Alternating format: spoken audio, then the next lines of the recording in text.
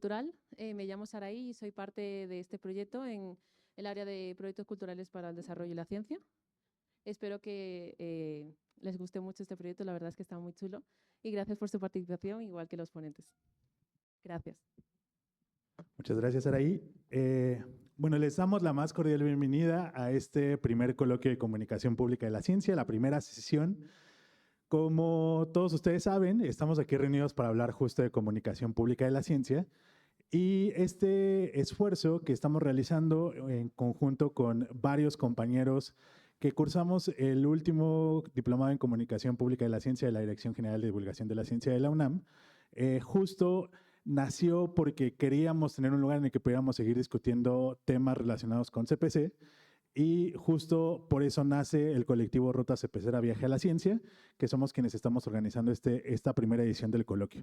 Les agradecemos muchísimo tanto a las personas que están aquí presencialmente como a las personas que están en modo virtual, viéndonos no solo desde varios lugares de México, sino desde otros países. El interés por haberse inscrito. Sabemos que hay muchas personas que a lo mejor no pudieron estar en este registro, pero bueno, básicamente es que en un inicio la idea original era tener un lugar en el que íbamos a tomar una taza de café y discutir CPC, y ahora somos más de 500 personas inscritas en este coloquio. Entonces, les agradecemos muchísimo a todos por el interés. Y bueno, vamos a comenzar con esta primera sesión. Justo para iniciar, queremos abordar el tema de qué es la comunicación pública de la ciencia, pero sobre todo también qué no es la comunicación pública de la ciencia. Y básicamente el día de hoy tenemos 3 ponentes a los que elegimos porque queremos mostrar en este coloquio una diversidad de opiniones y también una diversidad de enfoques en la manera en la que estamos comunicando ciencia en nuestro país. Entonces, les voy a presentar a los 3 invitados que tenemos esta mañana. Bueno, antes de presentarlos, nada más contarles un poco la dinámica. Vamos a tener las presentaciones de los 3, cada uno va a tener 15 minutos para presentar su tema. Después daremos paso a preguntas tanto de aquí, de la audiencia en presencial, como personas que están en línea. Básicamente la idea, justo pensando un poco en este diálogo, es que estén motivados a preguntar y hacer comentarios y que podamos estar dialogando con los ponentes. Y también decirles que la discusión no termina aquí. Entonces, por eso les habíamos hablado mucho del tema de redes sociales, para que si tienen algún comentario los podamos estar siguiendo a través de redes sociales y estén etiquetándonos con el hashtag coloquiocpc y las redes de Ruta CPCera. Al término de las preguntas, daremos un espacio de media hora, 40 minutos, para poder hacer networking. Tenemos cafecito y galletas que estaremos tomando justo en esa parte. Y los invitamos también a que pues platiquen con gente que a lo mejor no solamente con sus amigos que vengan, sino que conozcan a otras personas para poder ver si hay posibilidad de que puedan hacer algún proyecto, que puedan hacer capacitaciones diferentes entre ustedes. Queremos que este sea digamos como la llamita para que se encienda el motor y puedan hacer un montón de cosas en comunicación pública de la ciencia.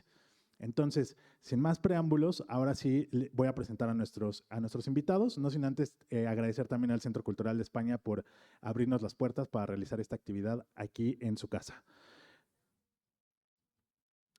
Y una última cosa, teníamos un aviso de protección civil, ¿verdad? No sé si ya sonó o no ha sonado. Bueno, solamente recordarles que en caso de que suene la alerta sísmica, no vamos a bajar, nos vamos a replegar a las paredes de la sala y vamos a mantener la calma durante el sismo y después esperaremos las indicaciones del equipo de protección civil de aquí del Centro Cultural de España. Muy bien. Nuestro primer panelista el día de hoy es Guillermo Tobar Márquez, de la Facultad de Filosofía y Letras de la UNAM, quien es geógrafo por la misma facultad y divulgador de la ciencia por la Dirección General de Divulgación de la Ciencia de la misma institución. Académico de la Facultad de Filosofía y Letras y docente desde el nivel básico al medio superior. Imparte cosmografía y topografía en la licenciatura en geografía y taller de ciencias, geografía, historia y el laboratorio de investigación y ecología. Es comunicador de la ciencia en temas de geografía, física, matemáticas y astronomía. Ha impartido más de medio centenar de conferencias a nivel nacional e internacional y es autor de artículos de divulgación en revistas indexadas en el Índice Mexicano de Revistas de Divulgación de la Ciencia de CONACYT. Les pido un fuerte aplauso para nuestro invitado. Nuestro segundo panelista es Mario de Leo Winkler.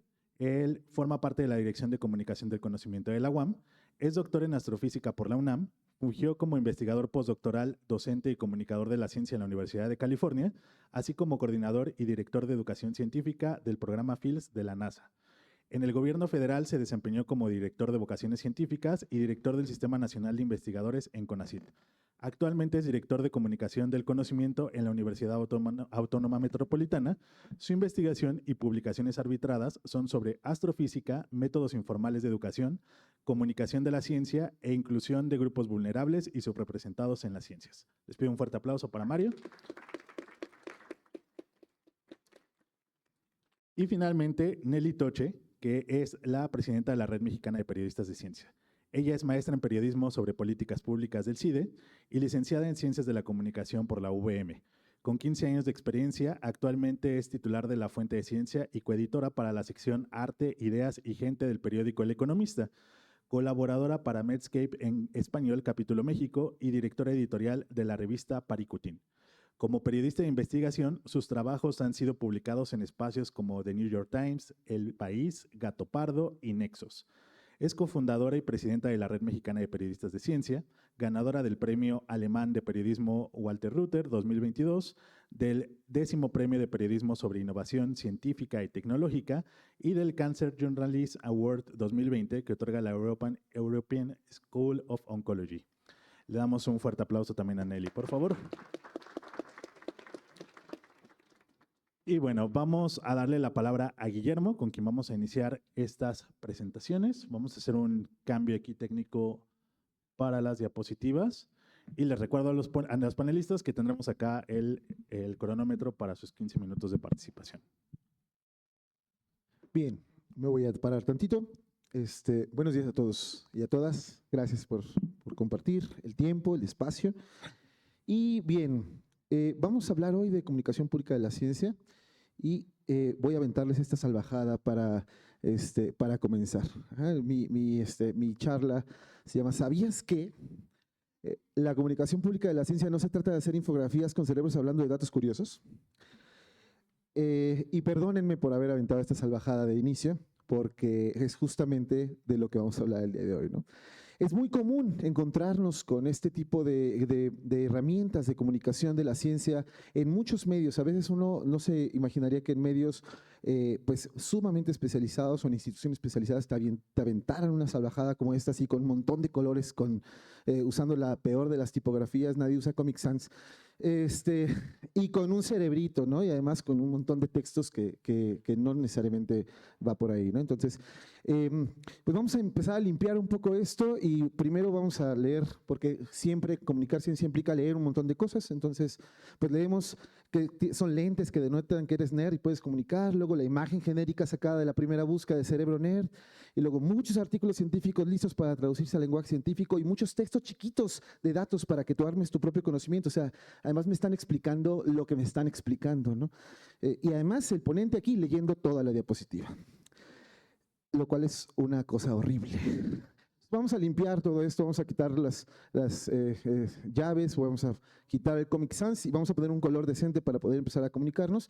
Y ahora sí, ya vamos a poder empezar. Ajá. Entonces,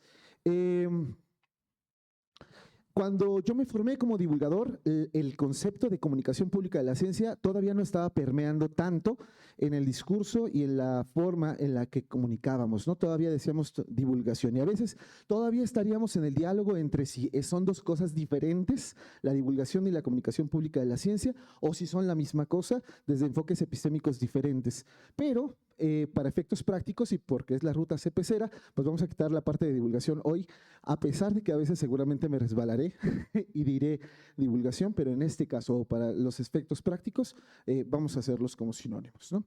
Entonces, en comunicación pública de la ciencia, vamos a ver que son tres palabras diferentes, por supuesto, pero cada una nos va a llevar por caminos distintos. En la primera, pues vamos a hablar del lenguaje que usamos para comunicar, de las técnicas que usamos para comunicar y de las herramientas que tenemos para eso. Ajá. Incluso una presentación como la que usamos, pues es todo esto, es una herramienta.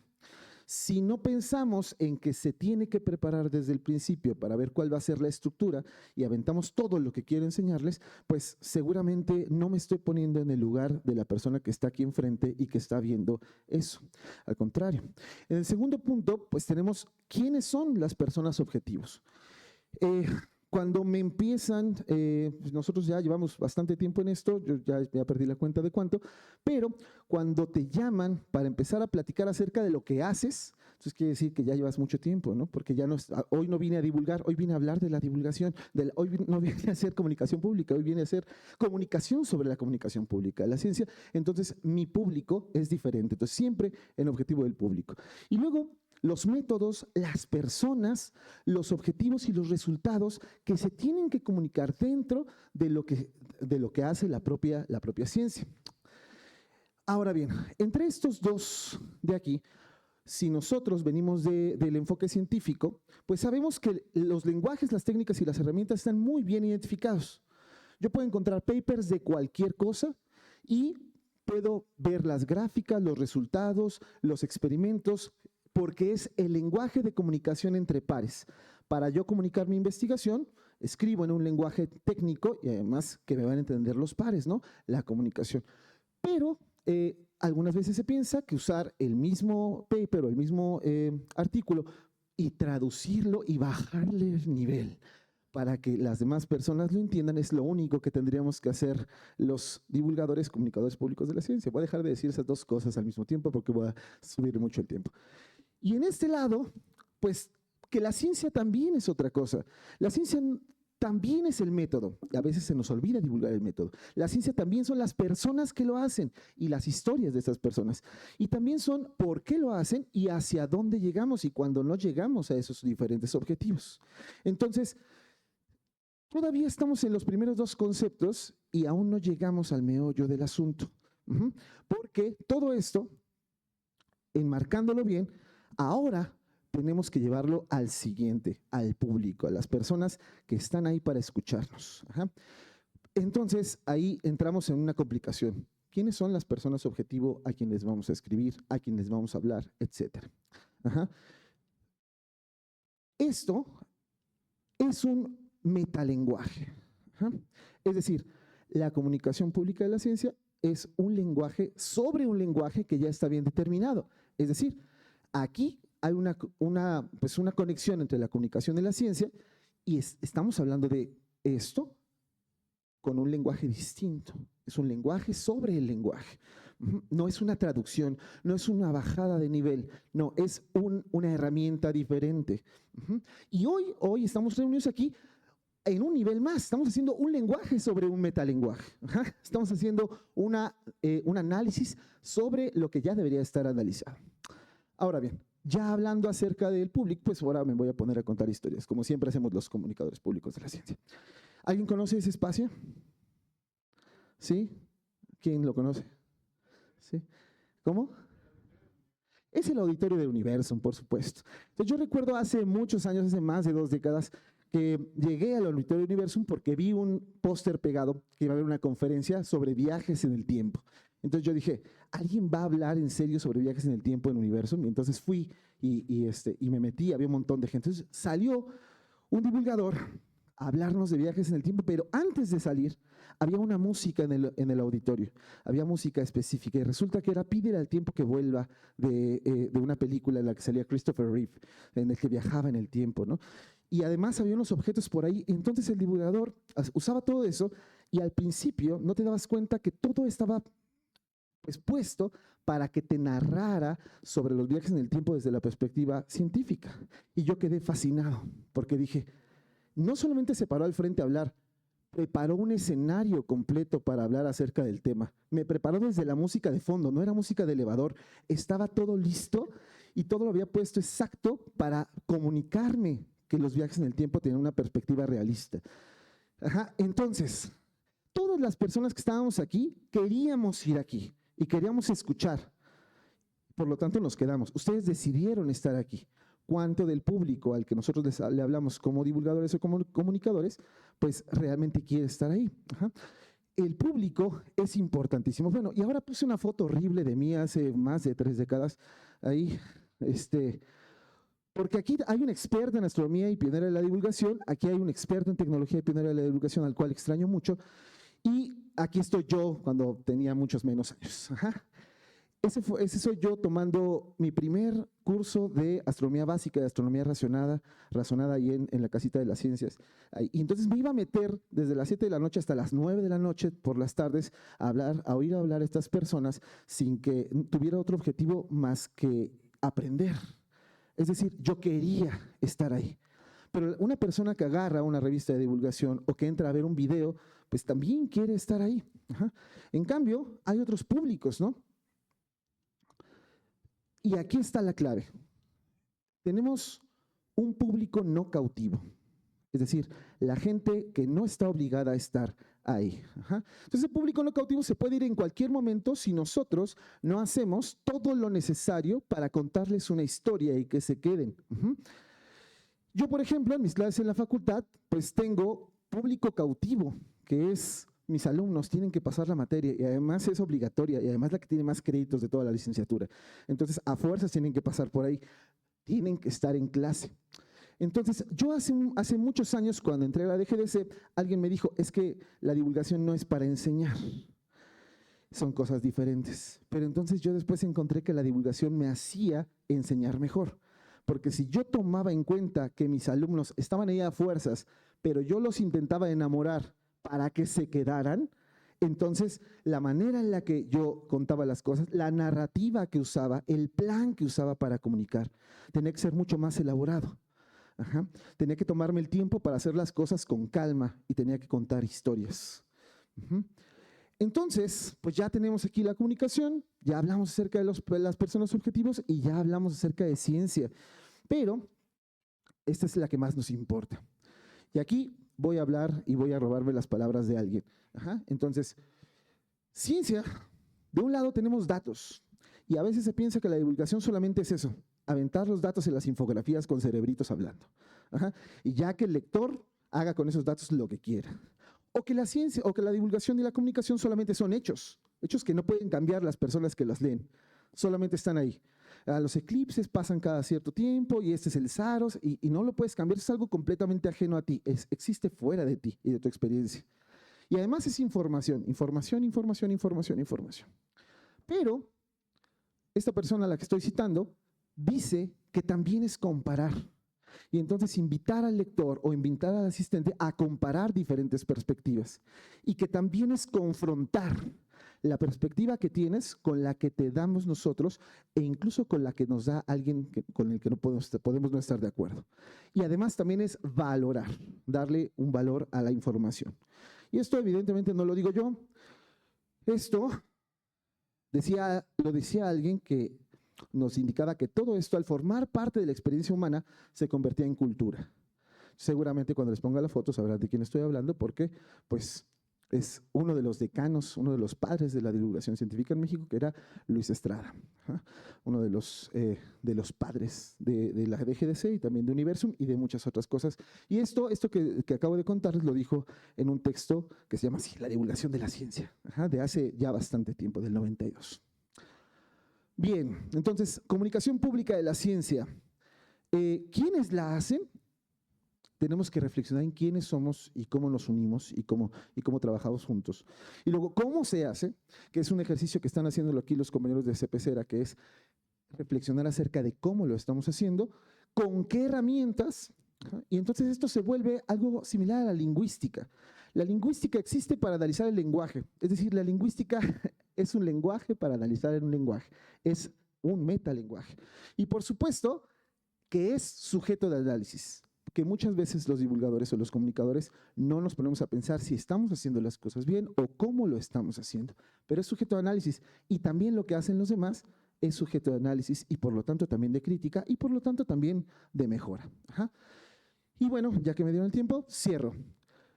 Vivimos en una sociedad absolutamente dependiente de la ciencia y la tecnología y, sin embargo, hemos organizado inteligentemente las cosas para que casi nadie entienda la ciencia y la tecnología. Esa es una clara receta para el desastre, de Carl Sagan. Y nada más para terminar, recuerden que la CPC tampoco se trata de poner frases de Carl Sagan sin contexto. Bien, muchas gracias. Muchas gracias, Guillermo. Les recordamos en la transmisión, si están teniendo problemas para conectarse, que que intenten entrar y salir a la página para poder asistir.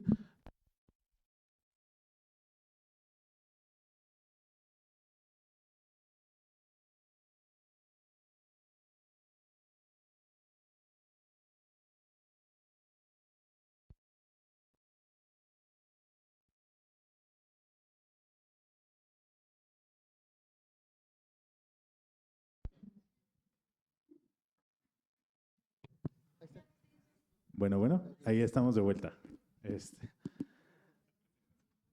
Así, muy bien. Ya estamos en lo que enciende el proyector. Bueno, en lo que enciende el proyector, justo me pareció súper pertinente que Guillermo pudiera mencionar a Luis Estrada. De hecho, yo traía una frase, esta semana me encontré con un texto que yo no había leído, que fue publicado en 2013, que se llama La comunicación pública de la ciencia en la revista digital universitaria. Se los vamos a mandar por el chat de WhatsApp para que lo puedan echar un ojito. Y él mencionaba, también convendría buscar tiempo para generar espacios de reflexión acerca de los temas de mayor interés y relevancia que contribuyan a mantener el día a día a los divulgadores. Entonces creo que estamos haciendo algo que Luis Estrada ya dijo en 2013. Muy bien. Bueno, pues le vamos a dar la palabra ahora a Mario de Leo. Creo que no necesitabas como súper soporte con la presentación. Entonces te damos ahora sí la palabra. Venían numeradas las diapositivas, van con el texto, pero no son necesarias. Ahí va el proyector. Espérame, no me esperes. Me inicies el cronómetro. Ahí va, ya vimos que va la luz. Bueno, primeramente y antes de empezar, agradecerle al colectivo Ruta Cepecera, agradecerle a Eduardo Hernández, que además pues, nos muestra, y si conocen la trayectoria de Eduardo, si quieren pasar a la primera, por favor. Eduardo nos muestra que diferentes caminos de la ciencia son posibles y deseables. Entonces, pues muchas gracias, la verdad, Eduardo. Y me da mucho gusto compartir este foro con Nelly, con Guillermo, porque van a ver que cada una de nosotros, tenemos algo diferente que decir desde una trinchera diferente, y créanme que son trincheras en muchas ocasiones, y vamos a tener coincidencias y vamos a repetirnos también, pero todo es valiosísimo, ¿sí? Y no hagan el hermoso error que hice yo de casarme con un historiador donde dice, cuando la enunciación es importante, hay que leer las palabras perfectas y exactas. Que no que diga que son perfectas las que voy a decir, pero bueno. Decirles que estamos en un momento complicado de la comunicación de las ciencias en instituciones de educación superior. En la UNAM, las oficinas que se crearon se están quedando sin personal, lo cual no permite realizar proyectos integrales. En universidades estatales hay muy poco interés para realizarlo y también se vislumbra poco interés en las universidades privadas. Tengo la fortuna de estar en la Universidad Autónoma Metropolitana, donde en la Rectoría General el rector tenía un impulso a un proyecto que dirijo, pero no necesariamente funciona en las unidades de la universidad de la manera que yo quisiera. El Politécnico sí está renovando su vida en el área de divulgación, pero en general la perspectiva no es muy alentadora en nuestro país y depende de nosotras y de nosotros organizarnos. La comunicación de las ciencias es una actividad sustantiva en las instituciones públicas, nacionales y una responsabilidad federal, estatal y municipal, y posiblemente pensar en una red de comunicadores y divulgadores de México no sería descabellado, lo planteo para las próximas 7 diálogos que va a haber aquí, como lo ha hecho muy exitosamente la Red Mexicana de Periodistas de Ciencias que aquí dirige Nelly. Ahora sí, ante la pregunta ¿qué es la comunicación pública de la ciencia? Primeramente, es un trabajo en equipo y en comunidad. Es una articulación de diálogos y conocimientos entre personas especialistas en comunicación, en investigación, en educación y en diseño, que permite a la sociedad gozar y participar de los beneficios de las ciencias. Ahora, como comunicadores y comunicadores, siempre tenemos muchísimo cuidado con nuestro lugar de enunciación y el mensaje que estamos transmitiendo. Lo revisamos, lo volvemos a revisar, lo volvemos a redactar, lo tiramos, lo volvemos a escribir y es muy importante. Por eso quisiera poner sobre esta mesa consideraciones que necesitamos tener en mente en un mundo que es científico y transdisciplinario, donde la investigación se rompe, no se logra romper ya en las fronteras, si no se incorpora y no se trabaja con el conocimiento de disciplinas ajenas a las nuestras. Por eso considero ya anacrónico hablar de la comunicación pública de la ciencia. Primeramente porque debe ser en plural ciencias. Siguiente diapositiva, por favor. Las ciencias naturales y las ciencias sociales. Y además de eso, siguiente, por favor, es nuestra responsabilidad transmitir los saberes e incorporar las humanidades, las ingenierías y las artes. Es un conjunto de saberes que llamo yo conocimiento. Y quisiera indicar como paréntesis que existe un gran desafío todavía en la comunicación de las humanidades, que es un área naciente donde todavía estamos explorando cómo y cuándo hacer las cosas en conjunto con las ciencias. La comunicación del conocimiento no es, como acaba de decir además Guillermo, exclusivamente divulgación. La divulgación es un ejercicio vertical, es impositivo, es colonial, está caduco, pero a veces es necesario. La palabra comunicación refiere a una serie de diferentes modelos, como ya mencionó Guillermo, de intercambio de información. Por ende, la comunicación del conocimiento, siguiente por favor, difiere enormemente de la divulgación. Es polidireccional, es multidimensional, es dialéctico y es integrador, tanto para las disciplinas como para los públicos con los que incide. Ahora quisiera que pensáramos en reformar las metodologías ortodoxas, lo que ya sabemos hacer. La siguiente, por favor. La comunicación de conocimiento incorpora y aplica las metodologías de frontera en las acciones ortodoxas. Por mencionar algunas metodologías ortodoxas. La ciencia ciudadana, las plataformas digitales, realidad aumentada, realidad virtual, colaboraciones transdisciplinarias, actividades en espacios lúdicos como ir a bares y dar conferencias, la utilización de nuevos materiales como impresiones en 3D para incorporar a personas con ceguera, la creación de juegos a la medida para jugar con las ciencias y las humanidades, la elaboración con las comunidades históricamente excluidas, la comunicación de las humanidades y las ciencias en conjunto con las ciencias básicas, la creación de materiales en redes sociales, la génesis de influencers de las ciencias, espacios de entretenimiento como escape rooms, por ejemplo, donde nos acerca la ciencia a través del entretenimiento, el uso de infografías sin los cerebros y las pequeñas letras, la incorporación de cuentacuentos, la obtención de recursos a través de la ciudadanía porque no nos está cayendo del gobierno federal y estatal. Todo eso ya lo estamos incorporando en lo ortodoxo, en las conferencias, en las publicaciones, en los congresos, en los informes técnicos. Qué bueno que ya lo estamos haciendo. Ya la radio, ya la televisión no son esos ejercicios que hacía Carl Sagan en los 60, 70 y David Attenborough. Ya estamos avanzando hacia la frontera.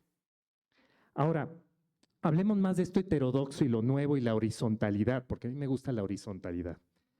Porque más allá, estoy convencido que la comunicación de conocimiento es la búsqueda del acercamiento de la sociedad a los beneficios y los usos de las ciencias y las humanidades para un bien común. Para lograrlo hay que impulsar nuevas y renovadas maneras de comunicarnos con la gente.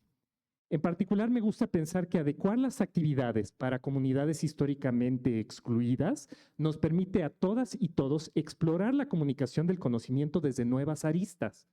Hay que deconstruir la información para volverla a construir para estas comunidades en particular y en ese ejercicio ganamos todas y todos. La búsqueda de una comunicación incluyente nos lleva a utilizar métodos poco comunes, más efectivos y horizontales. Dialogamos con las comunidades para trabajar con las comunidades y para las comunidades y no incidimos de manera vertical. Es un diálogo permanente. La comunicación del conocimiento, siguiente, ya me atrasé mucho en las diapositivas, también es la conciliación de posiciones y la búsqueda de conciliación con aquellas personas que se han vuelto escépticas de las ciencias y de las humanidades. ¿Y por qué se han vuelto escépticas? Siguiente, por favor. Voy al norte global, porque desafortunadamente en nuestro sur global no existen estos estudios, deberíamos de hacerlos, claro. El fenómeno lo podemos ver en Estados Unidos de América, es un fenómeno espantoso, donde voy a datos de 2024 provenientes del Fondo Nacional de Ciencia, el NSF, de 2024 los datos. Es lo más cercano que tiene al CONACYT, Estados Unidos. En ellos se encuentra, fíjense nada más qué horror, que solo el 21% de población con estudios de bachillerato más bajo confía plenamente en los científicos y las científicas. Solo el 21%. Aquí les va uno peor. El 41% de personas con estudios de posgrado confía plenamente en científicas y científicos. Eso quiere decir que gente que ya transitó por lo menos 4 años de licenciatura y 2 de posgrado en maestría, confía en la gente que le dio clases.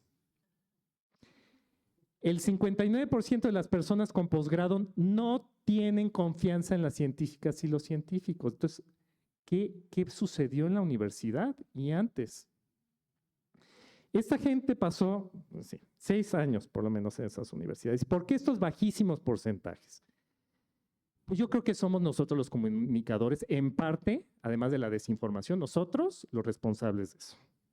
Seguimos primordialmente utilizando las mismas metodologías verticales coloniales de hace 50 años.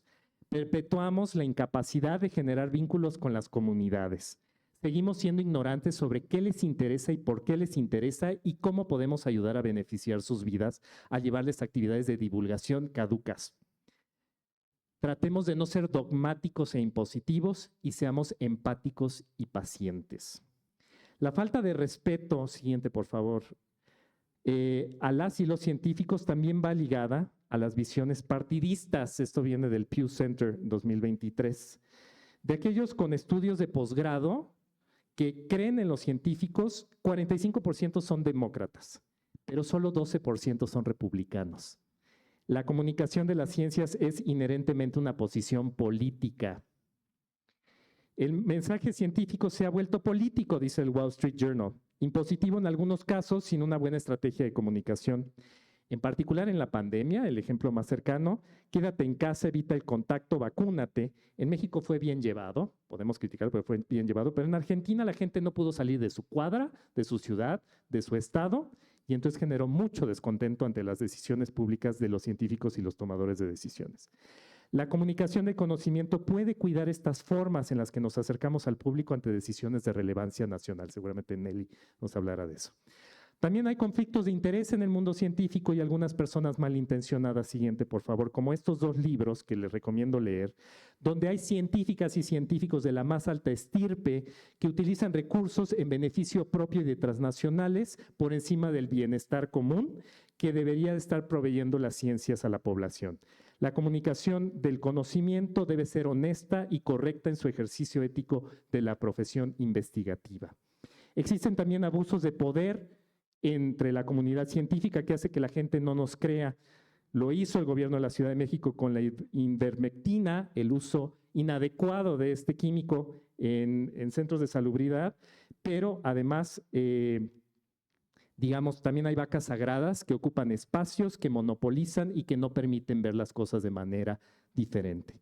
Nos falta, siguiente, una comunidad científica y humanística que reconozca los errores, que no tenemos respuestas absolutas y que podemos generar afectaciones. Tenemos que hacerlo de la mano de medios masivos de comunicación y compartir que no lo sabemos todo. Nos falta realizar, siguiente por favor, ciencias y humanidades en favor de la población. Hay una responsabilidad social por parte de los científicos y las científicas. Estudiar una galaxia, yo soy astrofísico, a 13,000 millones de años luz de distancia no tiene un impacto en el precio de las tortillas, pero eso no quiere decir que no puedo ir a enseñar matemáticas y física de una forma muy útil a comunidades que lo requieren y que sí puedo hacer una incidencia social. La comunicación del conocimiento es un horizonte a futuro en nuestro sur global, en nuestros contextos de violencia. Nosotros somos el eslabón de restauración y restitución en ciertas comunidades. Esa es una responsabilidad que tenemos y que tenemos que recibir. Y esto es parte de las políticas públicas que nos faltan generar para hacerlo una realidad. Podemos hablar sin fin de los beneficios y obligaciones de la comunicación de conocimiento. Siguiente, por favor. Pero si no encontramos las mejores maneras para generar puentes con esta gente que le ha dado la espalda, como decía ya desde Carl Sagan, desde los 70s, de que tenemos estas faltas, pues no vamos a acercarnos a la gente que ya nos dio la espalda. No impongamos dogmas, busquemos terrenos medios. Enfoquémonos en los procesos de las ciencias y no en pensar que las soluciones son absolutas. Busquemos lugares en común, utilicemos metodologías dialógicas horizontales, identifiquemos lo que no es productivo y regresemos y tiremos lo que no sea productivo y regresemos a lo que sí es. Y ahora sí les voy a decir, siguiente, por favor, ¿qué no es la comunicación del conocimiento? Primero, no es una actividad que quita tiempo a la investigación, ya hay múltiples investigaciones en este sentido. No hay una correlación negativa entre quien hace producción académica y se dedica a la divulgación. Siguiente, por favor. La comunicación del conocimiento no es un portal para distorsionar y generar miedo, poner en entredicho la investigación en los medios masivos de comunicación, ni para la gente escéptica, ni para el público en general. Establece hechos y queremos comunicarlos apropiadamente de manera dirigida y masiva. Siguiente, por favor. No es un mecanismo para disminuir el interés de la ciencia, sino todo lo contrario, para subirla. No son olimpiadas del conocimiento que no educan, no integran y no promueven, sino que solo evalúan. No es un trámite como una conferencia de 45 minutos para darte puntos en tu evaluación y para liberar tu retribución social de becas de CONACYT. Te sale en millones de pesos una beca para tu educación, piensa en incidir socialmente más tiempo. No es pensar que uno está permanentemente capacitado para ejercer la comunicación, es un ejercicio constante de aprendizaje. Siguiente. La comunicación de conocimiento no es un ejercicio que realizan académicos que no tuvieron éxito y que se dedican a ello. Siguiente. La comunicación de conocimiento no son acciones que realiza alguien más por ti, sino somos nosotros quienes la deberíamos de estarla realizando. Siguiente.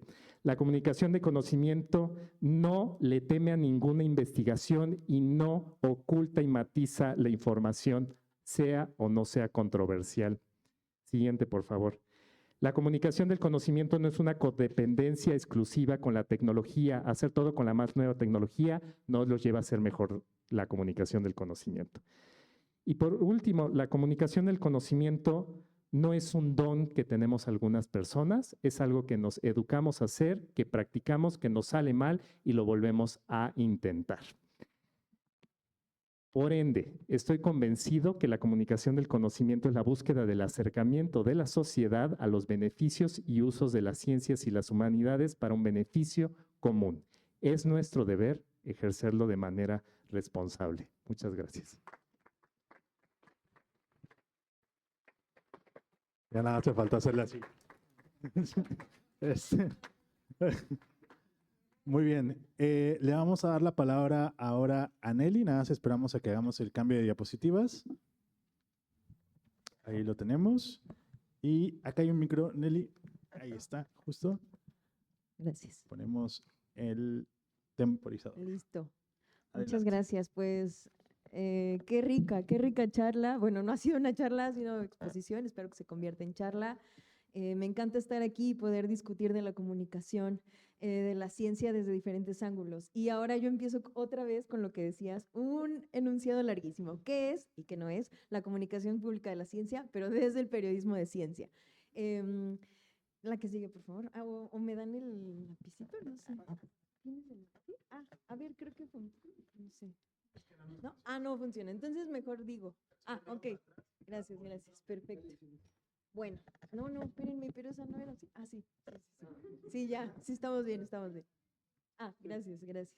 Bueno, pues, ¿cómo se transmite la ciencia a la población? Ya lo escuchamos un poco. Básicamente tenemos 3 líneas muy claras en este momento que podríamos seguir discutiendo como bien lo comentaste, Mario. La divulgación de la ciencia, la comunicación de la ciencia y el periodismo de ciencia, que parecen ser las herramientas para llegar a nuestros públicos, para hablarles de ciencia, y por supuesto, como ya lo vimos, van totalmente de la mano, pero sí tenemos nuestras peculiaridades. Por ahí podemos entender pues cómo se hace la divulgación de la ciencia, ¿no? Por ejemplo, tenemos el cartel de Mujeres en la Ciencia, es hablar de ellas, exponer lo que hacen y demás. Tenemos la comunicación de la ciencia desde las instituciones, con las deficiencias que ya comentabas, por supuesto, pero se hace un gran trabajo, la verdad. Hace poco también estuve en una charla en la RUM, no sé si ubican este evento que es sobre radios públicas. Se hablaba muchísimo de la precariedad, o sea, creo que el tema principal era lo precario que es hacer radio pública y cómo queremos hacer muchas cosas, pero no hay con qué, y todo el mundo pega el cable para que funcione, y cosas que todavía, sí, como dices, como si fracasó uno en todo lo demás, entonces pues ya esté radio pública o haz comunicación pública a la ciencia. La verdad es que creo que estos foros son súper importantes para decir, no, esto es fundamental, y creo que es una parte que debería de ir casi abrazada de la ciencia, ¿no? Cuando hacemos ciencia. Y bueno, pues también tenemos a los periodistas ahí que nos vamos a los sitios, buscamos a la gente y nos metemos a la computadora por días para sacar pues nuestros reportajes y sacar a la luz diferentes cosas. La que sigue, por favor. Y bueno, ¿de qué escribe el periodismo de ciencia? Como ya se dijo, además de destacar los hechos científicos, hechos por científicos y la comunidad, pues a nosotros también nos interesa hacer la lupa ciudadana, ser una especie de watchdog, donde temas como la política científica, la política de salud, medio ambiente, están en nuestras notas, ¿no? Hablamos también de las becas que no se otorgaron, las que sí se otorgaron, las controversias que existen dentro de la ciencia también, ¿no? Hablamos de recortes de presupuesto, hablamos de cambios en la forma de administrar nuestro dinero público, los proyectos, los conflictos de interés. Para nosotros sí es importante decir, un científico dice esto, pero le paga esta persona. Hay que ser muy claros en esta línea que presentamos a través del periodismo, por eso creo que sí es una herramienta que viene a fortalecer muchísimo la comunicación de la ciencia, ¿no? Es como también enseñarles el entramaje de cómo se hace la ciencia, tanto para llegar a ser buena ciencia como cómo podría no hacerse buena ciencia, y entonces estamos desperdiciando recursos, y entonces como ciudadanos, ¿cómo vamos a saber pedir algo si no conocemos cómo funciona todo esto, ¿no? Bueno, todo esto habla de un ecosistema que por supuesto nos va a impactar como sociedad y pues sí, planea el escenario futuro. Aquí tengo unos ahí ejemplitos, pero la que sigue, por favor. Y bueno, ¿cómo es el abordaje desde el periodismo de ciencia? ¿Qué tiene de diferente?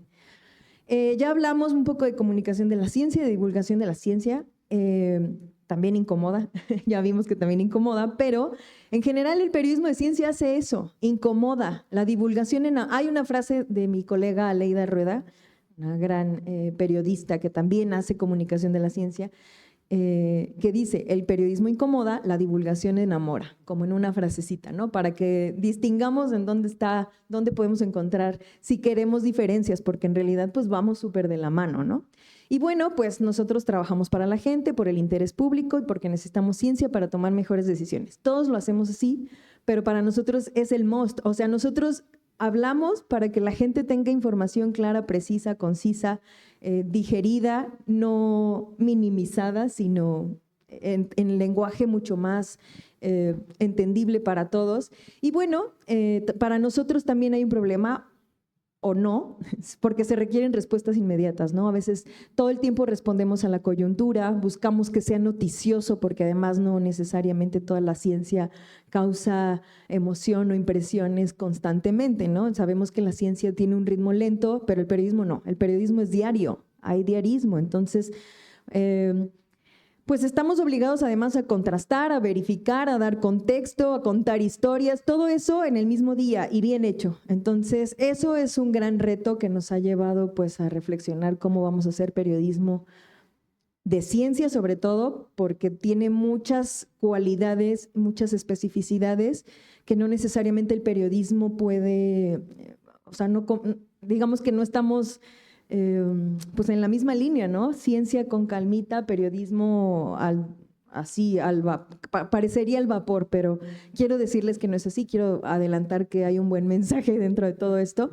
Y bueno, lo que les decía, periodismo de ciencia es un tipo de watchdog, ¿no? Aquel que revela injusticias, que hablamos de conflicto de interés, que va a contradecir las declaraciones de las autoridades, y no nada más de las autoridades, de los científicos. O sea, nosotros no estamos para complacer científicos, por supuesto que estamos para escucharlos, pero también para hacer esa lupa y decir, a ver, ¿cómo? ¿Por qué? Sobre todo pasa mucho, por ejemplo, en cáncer, ¿no? Se avanzó muchísimo en cáncer, la molécula, increíble. ¿Cómo vamos a tener una molécula que casi cura el cáncer cuando tenemos, sí, o sea, milenios tratando de ver el tema y no hemos resuelto el tema? Entonces, a ver, explíqueme exactamente a qué se refiere con un gran avance para la humanidad, ¿no? Que nos quede bien claro eso para poder transmitirlo de una manera muy precisa, ¿no? Ayudamos a evaluar la evidencia científica, por supuesto, denunciamos también abusos de poder, cuestionamos las políticas, como ya lo había comentado, evitamos que caigamos en bulos o, bueno, fake news, falsedad articulada del viravante. Ya sabemos que eso también en los medios permea muchísimo, pero por lo menos en el periodismo de ciencia deberíamos de hacer las cosas bien distintas. Porque no lo vamos a combatir, no, pero sí podemos hacer algo nosotros para… O sea, no va a desaparecer el fake news, pero sí tenemos que hacer algo. Eso es un mensaje claro. Y bueno, mostrar a la ciudadanía las historias más realistas, ¿no? Cómo se genera el conocimiento, ya lo mencionabas, ¿no?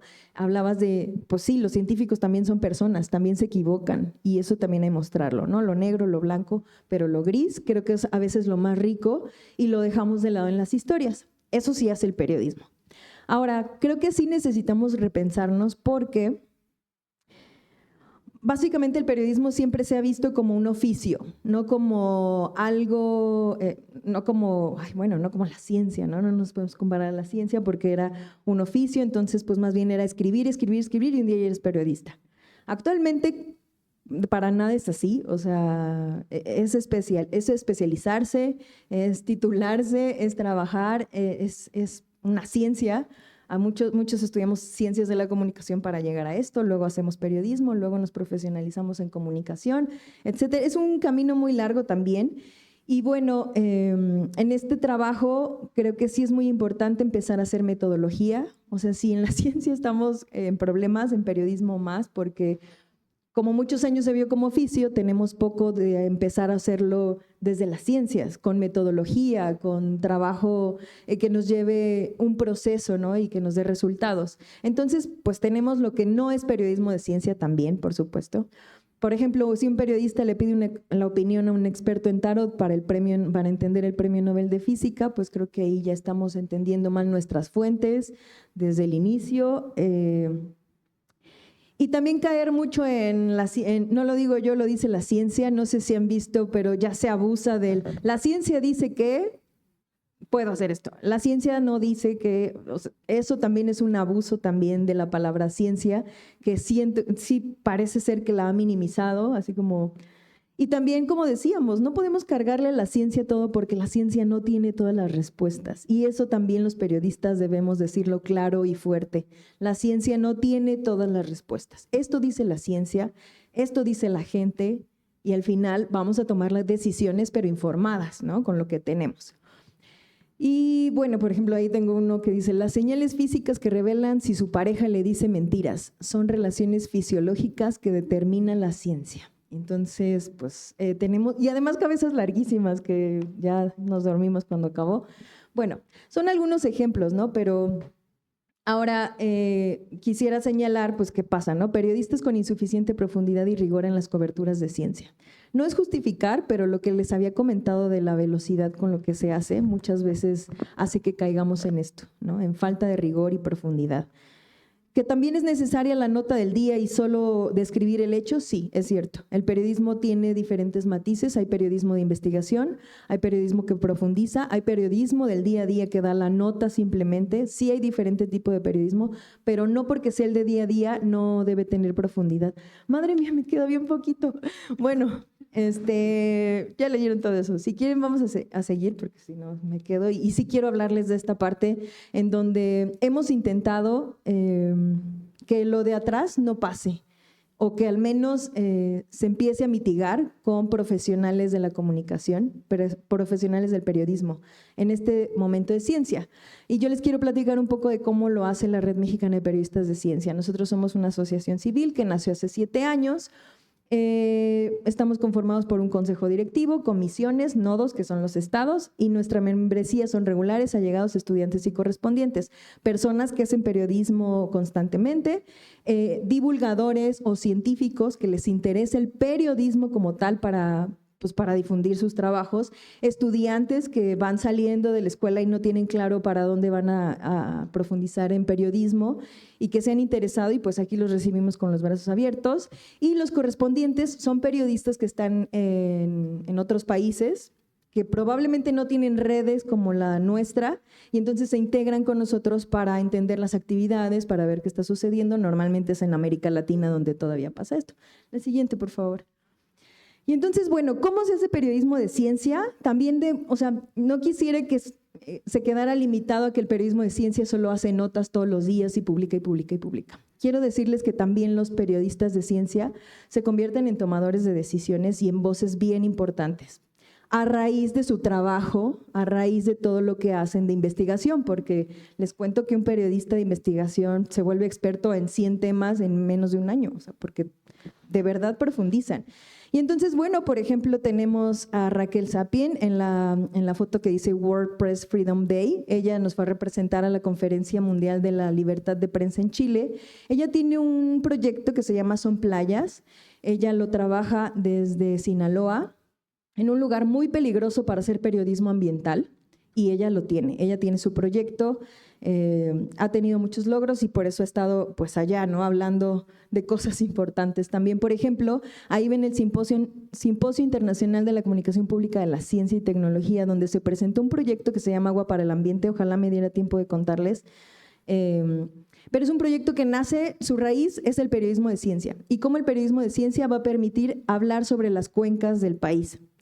Fueron 5 cuencas las que se toman en cuenta, y a partir de ahí se hacen un montón de trabajos en podcast, notas, audios, lo que sea. O sea, fueron muchísimas salidas de trabajo que nos permitieron entender cómo un proyecto de periodismo de ciencia abraza un montón de áreas y llega a un montón de gente nacional e internacional, investigadores, comunicadores, etcétera.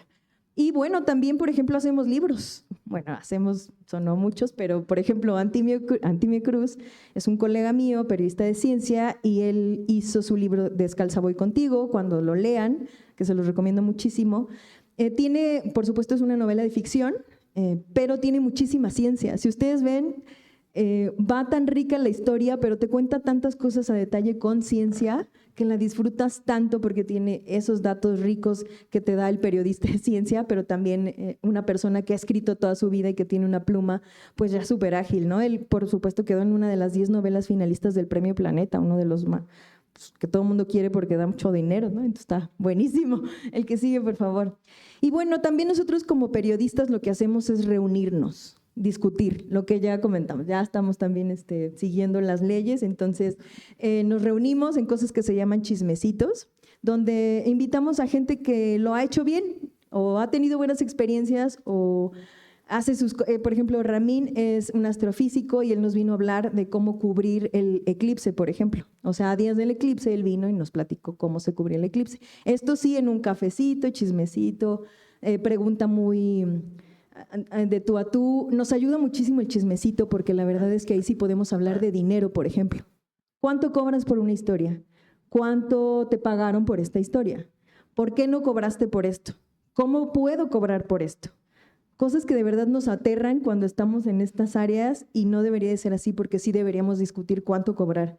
Porque un arquitecto sabe cuánto cobra, ¿no? Un ingeniero también, un periodista de ciencia, uff. O sea, podemos ganar 3 pesos por un trabajo o muchísimo dinero. Y ya se me acabó el tiempo. A ver, déjenme ver rápido si les puedo decir algo. Siguiente. Bueno, este es el de Agua para el Ambiente, pues ya se los platiqué un poquito. Estos fueron unos de los trabajos que salieron de Agua para el Ambiente. Se les digo que como que se diversifica mucho por dónde salir. La que sigue, por favor.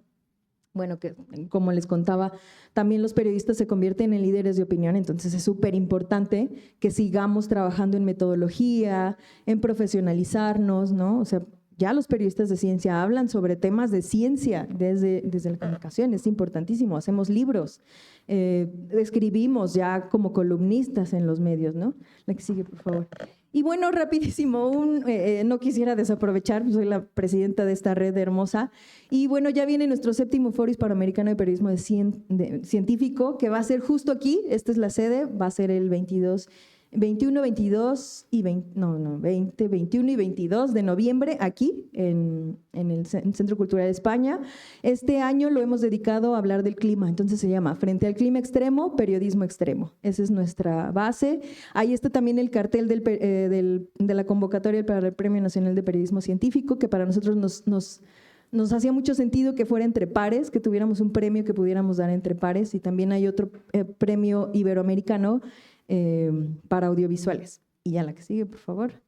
Y bueno, ya, faltan periodistas, así que por favor, si ven, si ustedes que les interesa la comunicación de la ciencia, ven viable el periodismo, por favor, faltan muchos, falta este ojo de Watchdog, lo necesitamos. Y bueno, ya no voy a hablar más porque ya se me acabó el tiempo desde hace horas. Gracias. Muchas gracias, Nelly. Sabemos que es poquito tiempo, pero bueno, tendremos ahora también la parte de las preguntas y respuestas para poder profundizar más en algunos temas. Entonces vamos a pasar justo ahora al tema de preguntas.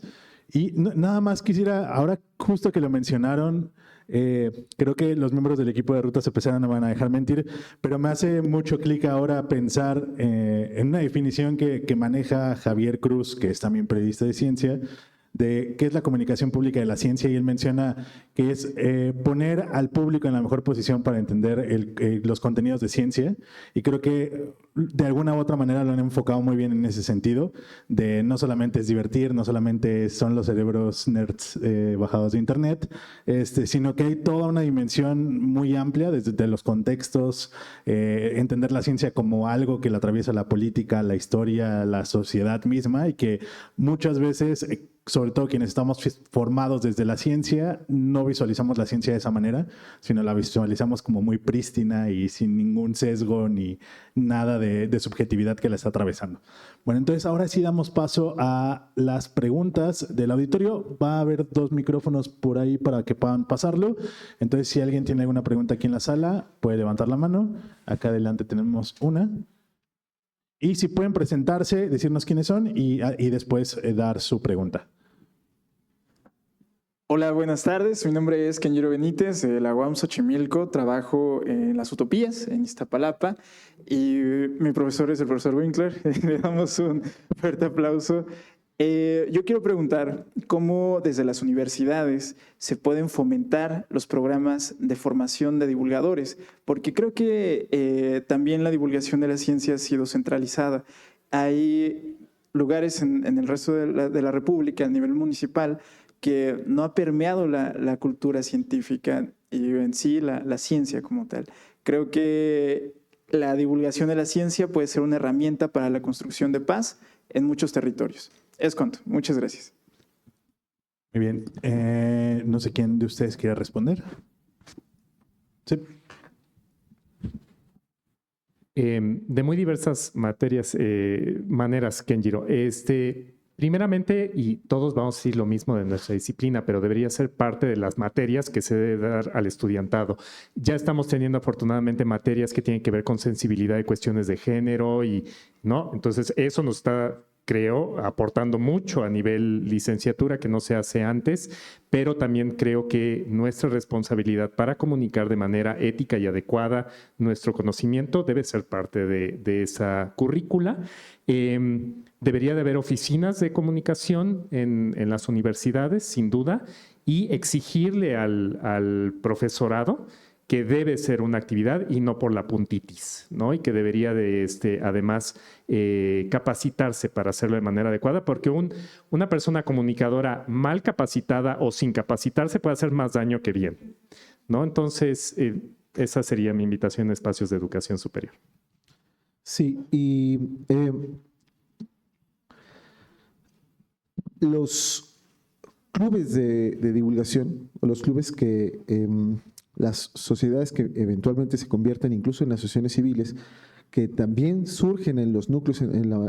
Hace rato hablábamos, Mario y yo, al principio de estos núcleos de divulgación de la astronomía que han surgido en las universidades del estudiantado, con ayuda, por supuesto, de los profesores y de tutores, etcétera, pero cuyo núcleo son los estudiantes, ¿no? De AstroUAM y de Nibiru, de Zafir, etcétera, que no vemos, por ejemplo, casos similares en otras disciplinas. O sea, la astronomía llama mucho, simplemente sí es muy boletera, ¿no? Pero ¿por qué no hay sociedades de divulgación de la biología o de la química o de las humanidades? Yo te lo puedo decir desde la Facultad de Filosofía y Letras, ¿no? Comunicación de las humanidades. Y también estoy muy de acuerdo con Mario, o sea, por ejemplo, ver las currículas. En los nuevos planes de estudio, en muchos casos, están surgiendo materias, asignaturas en la licenciatura que tienen que ver con la formación de la comunicación de la disciplina, pero la comunicación en general. Desde cómo los científicos hablamos entre nosotros, por ejemplo, en un congreso, no sé si les ha pasado, han ido a un congreso de su propia disciplina y ven que el ponente es terrible. O sea, es terrible para exponer un tema del que es experto a sus pares. Es decir, una presentación que no entienden los pares, un lenguaje que no entienden los pares siempre, y además estamos usando el mismo lenguaje. Es decir, no nos formamos para comunicar entre nosotros cómo pensamos en que vamos a comunicar a las personas que usan un lenguaje distinto. Entonces, por eso decía al principio en la charla, es sujeto de análisis, y al ser sujeto de análisis es sujeto también de mejorarse. Y entonces, desde la institución se pueden tomar acciones para mejorar, desde las disciplinas, desde los clubes, desde los núcleos de personas que van a hacer redes y que van a trabajar en conjunto para tomar estas decisiones, ¿no? Oye, justo ahorita que tocaron el punto de que son como líderes de opinión, soy yo. ¿Existe algunas penalizaciones, sanciones para periodistas, científicos, o más bien o sea, de diferir entre lo que es un periodista y lo que es un científico, que, no sé, en algunos otros profesiones se les rescinde la cédula o se les da algún tipo de castigo, penalización, sanción, para que no sigan haciendo desinformación? O sea, que están, por ejemplo, claro ejemplo, Jaime Maussan, ¿no? Que hace un tiempo salió con unos monitos que eran piñatas, unas piñatitas ahí, y entonces este tipo de divulgación, por cómo castigarlo, cómo sancionarlo, para que no vuelvan o sea, este tipo de periodismo que desinforma, no se penalice, se sancione, para que haya como un ejemplo de mano dura, por así decirlo, o sea, que no se siga haciendo este tipo de prácticas, o sea, que haya o sea, otra palabra que quiero utilizar, chayoteros, ¿no? O sea, así como los ocupan los chayoteros en la política, así hay chayoteros también en la ciencia, ¿no? Que con tendencia, no sé, a la NASA o tendencias al CIDE, aquí al CONACYT, con alguna finalidad, tendenciar las noticias, ¿no? Y bueno, y también las divulgaciones en redes, o sea, me parece, bueno, ese fue mi primer punto, lo de las sanciones, penalizaciones, sí existe, ahorita me podrán responder, y la divulgación en redes, o sea, que también aprovechen estos medios de comunicación, claro, Facebook, pues no, pero TikTok, por ejemplo, que es ahorita de los máximos medios de comunicación, TikTok, pues ahí, o sea, que no nos limitamos a periódicos, a gacetas, la gente trae el teléfono, lo trae para todos lados y en tiempos libres está leyendo TikTok, ¿no? Bueno, ahí abarcar ese tipo de espacios, porque pues ya los métodos tradicionales, pues ahorita están inundados con la Casa de los Famosos o con Jaime Maussanes. Entonces, pues sí, eso quisiera a ver qué piensan. ¿Nos puedes decir cómo te llamas, perdón? Carlos Ramírez. Okay. Pues Carlos, casi tú te contestaste todo, porque ¿hay alguna sanción legal? Pues no, porque tenemos a Jaime Maussan con su canal y triunfando hasta en el Congreso, entonces legalmente no existe eso, más bien creo que la percepción pública es la que tiene que cambiar, porque es la que tiene la última palabra. ¿Cómo tratamos nosotros como periodistas de ciencia combatir eso? Con información adecuada. Por ejemplo, no sé si te has fijado, pero ahora ya existe mucho verificado. Ahora ya hay medios como mucho más, pues sí, profesionales que se dedican. Eso es lo malo, que ahora no nada más tienes que informar, ahora te tienes que dedicar a explicar la información mal informada. Ese es un trabajo mucho más largo, pero vale mucho la pena. Hemos, por ejemplo, como periodistas profundizado en cómo vamos a hablar del tema de, por ejemplo, de los antivacunas. ¿Cómo les vamos a dar foro a los antivacunas cuando lo que queremos es que no existan antivacunas? Entonces, para nosotros ha sido un trabajo de comunicación constante, o sea, de trabajo de cómo vamos a informar, cómo tienen que ser nuestros mensajes para no darle el mismo peso y valor justo a la desinformación.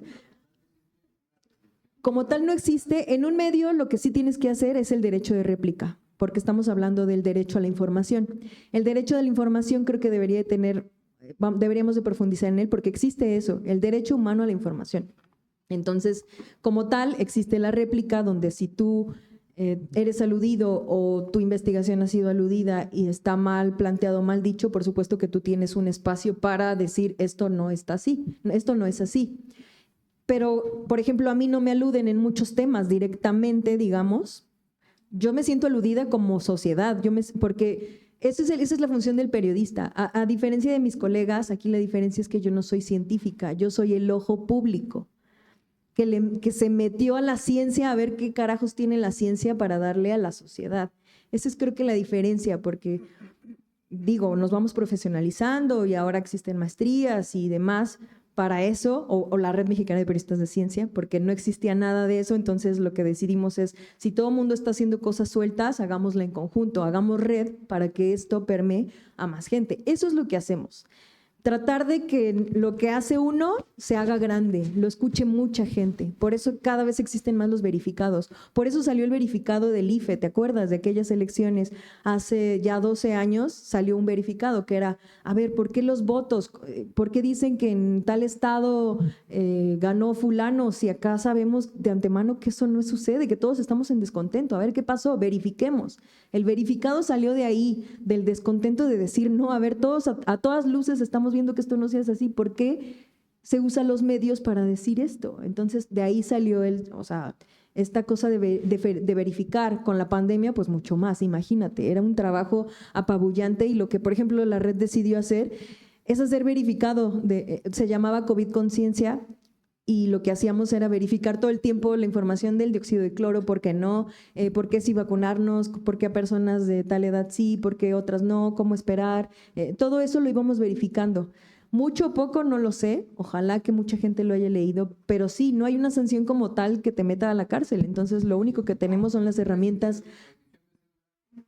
No, porque como te digo, ¿sabes qué? Que en el periodismo hay de todo. Incluso hay gente que ni siquiera está titulada y puede trabajar en el periodismo, porque la pluma también es muy importante. Digo, un periodista no nació cuando salió de la universidad. Claro. O sea, yo llevo 15 años escribiendo de lo que escribo, de ciencia, todos los días. Imagínate lo que te da 15 años, 365 días del año. Escribir todos los días de ciencia, pues sí te da también algo. Pero no todos tienen título. Y eso pues sí impide mucho, no sé, ser tan drástico como lo hace la ciencia, por ejemplo.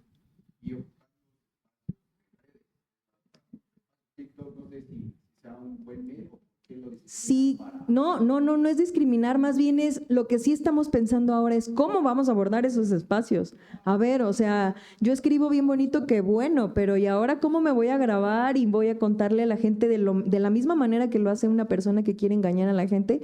¿Cómo puedo yo tener las habilidades? Pues hay que desarrollarlas, como ya decíamos en este foro. Todo se desarrolla. Entonces creo que también los periodistas estamos en eso. La red hace eso.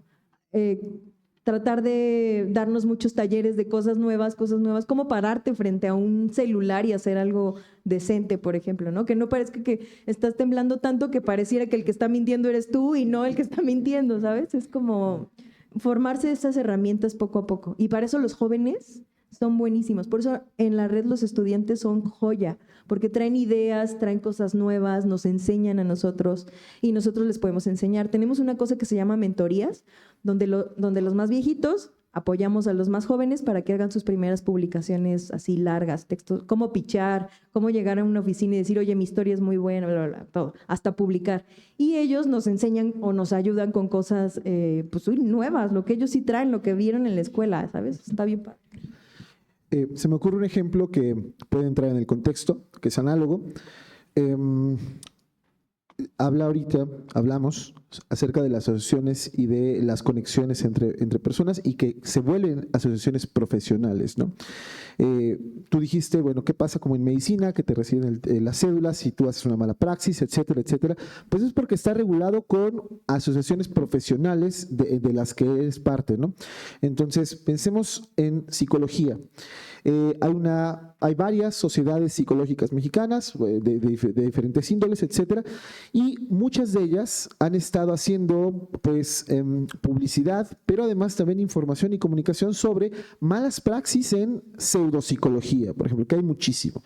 Una de ellas, por ejemplo, constelaciones familiares o terapia Gestalt, etcétera, etcétera. Y entonces, cuando detectan estas asociaciones profesionales que una persona con cédula de psicología, egresada de una universidad, está dando estas pseudoterapias o estas cosas que son completamente pseudocientíficas y además muy dañinas, pues tienen la capacidad de empezar un proceso legal para quitarle la membresía de su organización, por ejemplo, ¿no? Y además hacerle publicidad a estas personas que están haciendo malas praxis. Es decir, se cuidan entre ellos. ¿Por qué? Pues porque está en tela de juicio el prestigio de la asociación y el prestigio del grupo porque están haciendo las cosas bien, ¿no? Entonces, esfuerzos como la Red Mexicana de Periodistas de Ciencia, etcétera, como otras organizaciones de esta índole, pues son fundamentales para hacer frentes comunes a esto. Mario, ¿quieres agregar algo? Muy breve. A nosotros nos falta educar que estas redes sociales son de entretenimiento, no de información. Sí, creo que eso es lo primero. Que hay un interés comercial detrás de eso, las cantidades de pendejadas que sale a decir Elon Musk últimamente, Dios me libre, y hay mucha gente que lo considera un ingeniero capaz, ¿no? Entonces son de entretenimiento. Y también en la ciencia sucede mucho, hay gente que publica artículos arbitrados que tienen falsedades con tal de que todo el resto de los artículos que salgan después de él o ella diga que estaba mal, pero lo citen. Y entonces está el número de citas. Y lleva meses o años sacar ese artículo y mandarlo para atrás. Entonces hay mucha gente que está haciendo esta mala praxis en la ciencia y que hay que denunciarla. O sea, la denuncia es lo que tenemos que hacer. Un ejemplo, y no sé si tú lo ubiques en particular, Guillermo, es Avi Loeb, que es un astrofísico muy reconocido en Harvard, que se nos piró, y entonces los extraterrestres están entre nosotros. Ya se volvió un Jaime Maussan, pero está en Harvard, y publica cada estupidez, ¿no? Y le siguen citando y tiene su puesto y gana cientos de miles de dólares al año teniendo esas publicaciones científicas, ¿no? Entonces, existe y hay que marcarlo. Sí, y agregando un poco, ¿no? Uno de los elementos más importantes en la comunicación pública de la ciencia es pues la lógica, y la lógica en la argumentación y la lógica en el discurso. Y ahí entramos en muchas falacias lógicas, y una de ellas es pues, el principio de autoridad, que cuando alguien habla y dice, y está en Harvard, debe ser cierto lo que está diciendo, ¿no? Y entonces cuando alguien habla y tiene un premio Nobel de Medicina, debe ser cierto lo que está diciendo, cuando hay 3 premios Nobel de Medicina que son negacionistas del VIH. Es decir, es un premio Nobel de Medicina por una investigación específica que hizo hace 30 años y después se volvió negacionista del VIH. Y entonces se le abren foros y se le abren espacios y además se cree porque es un premio Nobel. Y entonces para el común de la gente, pues, un premio Nobel debería tener razón, ¿cierto? pero es un principio de autoridad, no por ser quien eres, sino por estar donde estás, tienes razón. Porque tenemos que pensar en lógica. Aquí está hablando, por ejemplo, Michael Keynes, el premio Nobel de Economía, y no es algo que se lleve a cabo ni que se implemente. Así es. Muy bien, vamos a pedirle tanto a los que están haciendo las preguntas como a nuestros ponentes que seamos un poco más breves en las respuestas.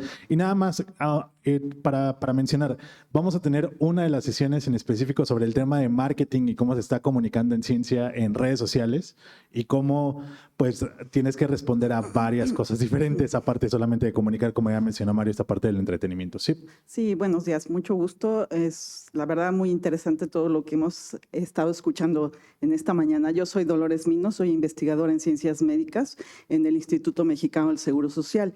Y bueno, un primer comentario es que me gustaría más que se retomara la propuesta que hizo Mario de hablar no de ciencias, sino de ciencias, ¿no? Porque en este caso entra, por ejemplo, la investigación en medicina, la investigación educativa, ¿no? Etcétera, etcétera, ¿no? Y que finalmente forma parte de estas ciencias, ya que emplea el método científico para obtener información que sea con solidez y se pueda aplicar.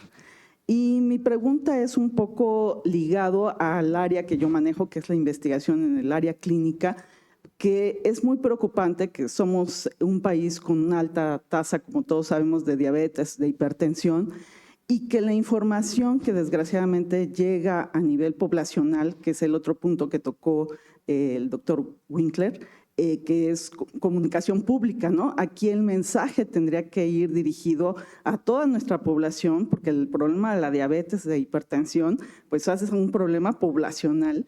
Los mensajes pues que se lanzan no tienen o no se ha visto que tengan un impacto en nuestra población, ¿no?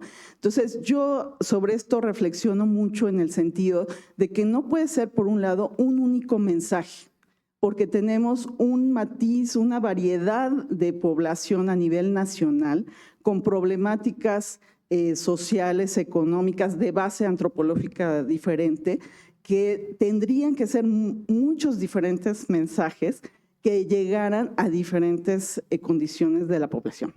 Por otro lado, hay grupos etarios también diferentes. No es lo mismo un adulto de 20 años que es un joven, un adulto joven, que ya tiene diabetes desgraciadamente o ya es hipertenso, a una persona de 50 años que todavía está en una adultez también de cierta juventud, a un adulto de 70 u 80 años. Entonces, ni van a tener acceso a todos los medios de comunicación, porque además no solo es la diabetes en poblaciones que tienen acceso a medios de comunicación o a ciertos acercamientos a la información, sino que pueden estar en una ranchería ahí metidos en un área y que desgraciadamente el mensaje que se les da o se les transmite es muchas veces a través de un médico que no tiene una capacitación, que el discurso que le da al paciente es que pues se puede quedar ciego o debe de llevar a cabo esta dieta, este ejercicio y hasta ahí. O bien el mensaje que se da de que ya salió los nuevos datos de ENSANUD y que la prevalencia de la diabetes aumentó en tanto por ciento, que muchas veces seguramente la población, algunas de esa población sí la entenderá, pero otras no. Pero finalmente el impacto que tenga para que esa persona que llega a sus oídos que la diabetes aumentó y que yo soy diabética y tengo que llevar ciertas acciones, pues finalmente no está teniendo un impacto, dado que cada vez tenemos más prevalencia de diabetes y de hipertensión, por ejemplo, ¿no? Entonces, pues no sé, en ese sentido ustedes, ¿qué propondrían, ¿no? O sea, ¿cuál podría ser el camino para poder hacer estos mensajes que lleguen a abarcar realmente a la población y que finalmente tengan un impacto, que es lo que nos interesaría en cuestión de salud, ¿no? Muchas gracias. Me pasaron el micrófono. Te voy a ser muy breve. Quitémonos la idea de públicos en general, eso no existe. Somos un país muy heterogéneo, afortunadamente, muchas edades, muchas generaciones, es como los libros de la SEP que hablan de matemáticas sumando hipopótamos en la Sierra de Oaxaca. ¿Qué es un hipopótamo en la Sierra de Oaxaca? Nadie sabe qué es un hipopótamo. Hay que regionalizar la información. Eso es lo primero. Y si tú te vas a datos, el 80% de la gente le cree más a lo que le dice doña Chonita, que es la vecina, que a los medios de comunicación. Entonces hay que saber llegar a doña Chonita para que ella replique con información veraz. Entonces hay que hacer estrategias que estén divididas poblacionalmente y generacionalmente y hay que convencer a las instituciones de hablar con las personas expertas en comunicación para hacer esto. No lo hacen por miedo a ser criticadas en sus estrategias originales de comunicación y no lo hacen también por costos, ¿no? Entonces, si no quitamos esos problemas, pues no vamos a poder comunicar regionalmente, efectivamente y verazmente. Sí, yo también quería opinar un poquito porque justo como lo decías, y ya lo decía Mario, si hay poco presupuesto en Ciudad de México, que es la capital, para hacer esto y diferenciar los mensajes, en los estados menos. Y entonces eso es un grave problema. ¿Cómo comunicamos a las personas que primero van a ser afectadas directamente y después a la población en masa, ¿no? Es bien complejo Y por eso, por ejemplo, desde la red, no sé si vieron el ejemplo que les di de Agua para el Ambiente. Ahí lo que se hizo fue eso, escoger periodistas, o sea, también primero que haya gente que le interese que los mensajes lleguen a la gente, que den dinero, para que entonces con periodistas podamos hacer historias, podamos ir al lugar, platicar con fulano mengano que nos diga, oye, pues es que yo no puedo pasar por aquí porque el narco, o sea, tan básico como eso. Y esas historias pues se construyen con tiempo y con dinero. Ahora, Agua para el Ambiente fue un proyecto exitoso por eso, porque hubo gente que creía en el proyecto y que creía que el periodismo de ciencia tiene algo que decir claro, fuerte y conciso. Entonces, lo que se buscó en ese proyecto, por ejemplo, es buscar periodistas que no fueran solo de Ciudad de México. Periodistas que estén allá, pero también periodistas que estén acá para hablar fuerte y claro, porque el periodista que está allá tiene problema de que lo maten por hablar de lo que va a hablar. Entonces hay que cuidarnos también entre nosotros. Entonces, se habla desde la ciudad sobre esos problemas. ¿Cómo nos afecta generalmente? O sea, ¿cómo el problema de una cuenca le afecta a los que vivimos aquí en la ciudad?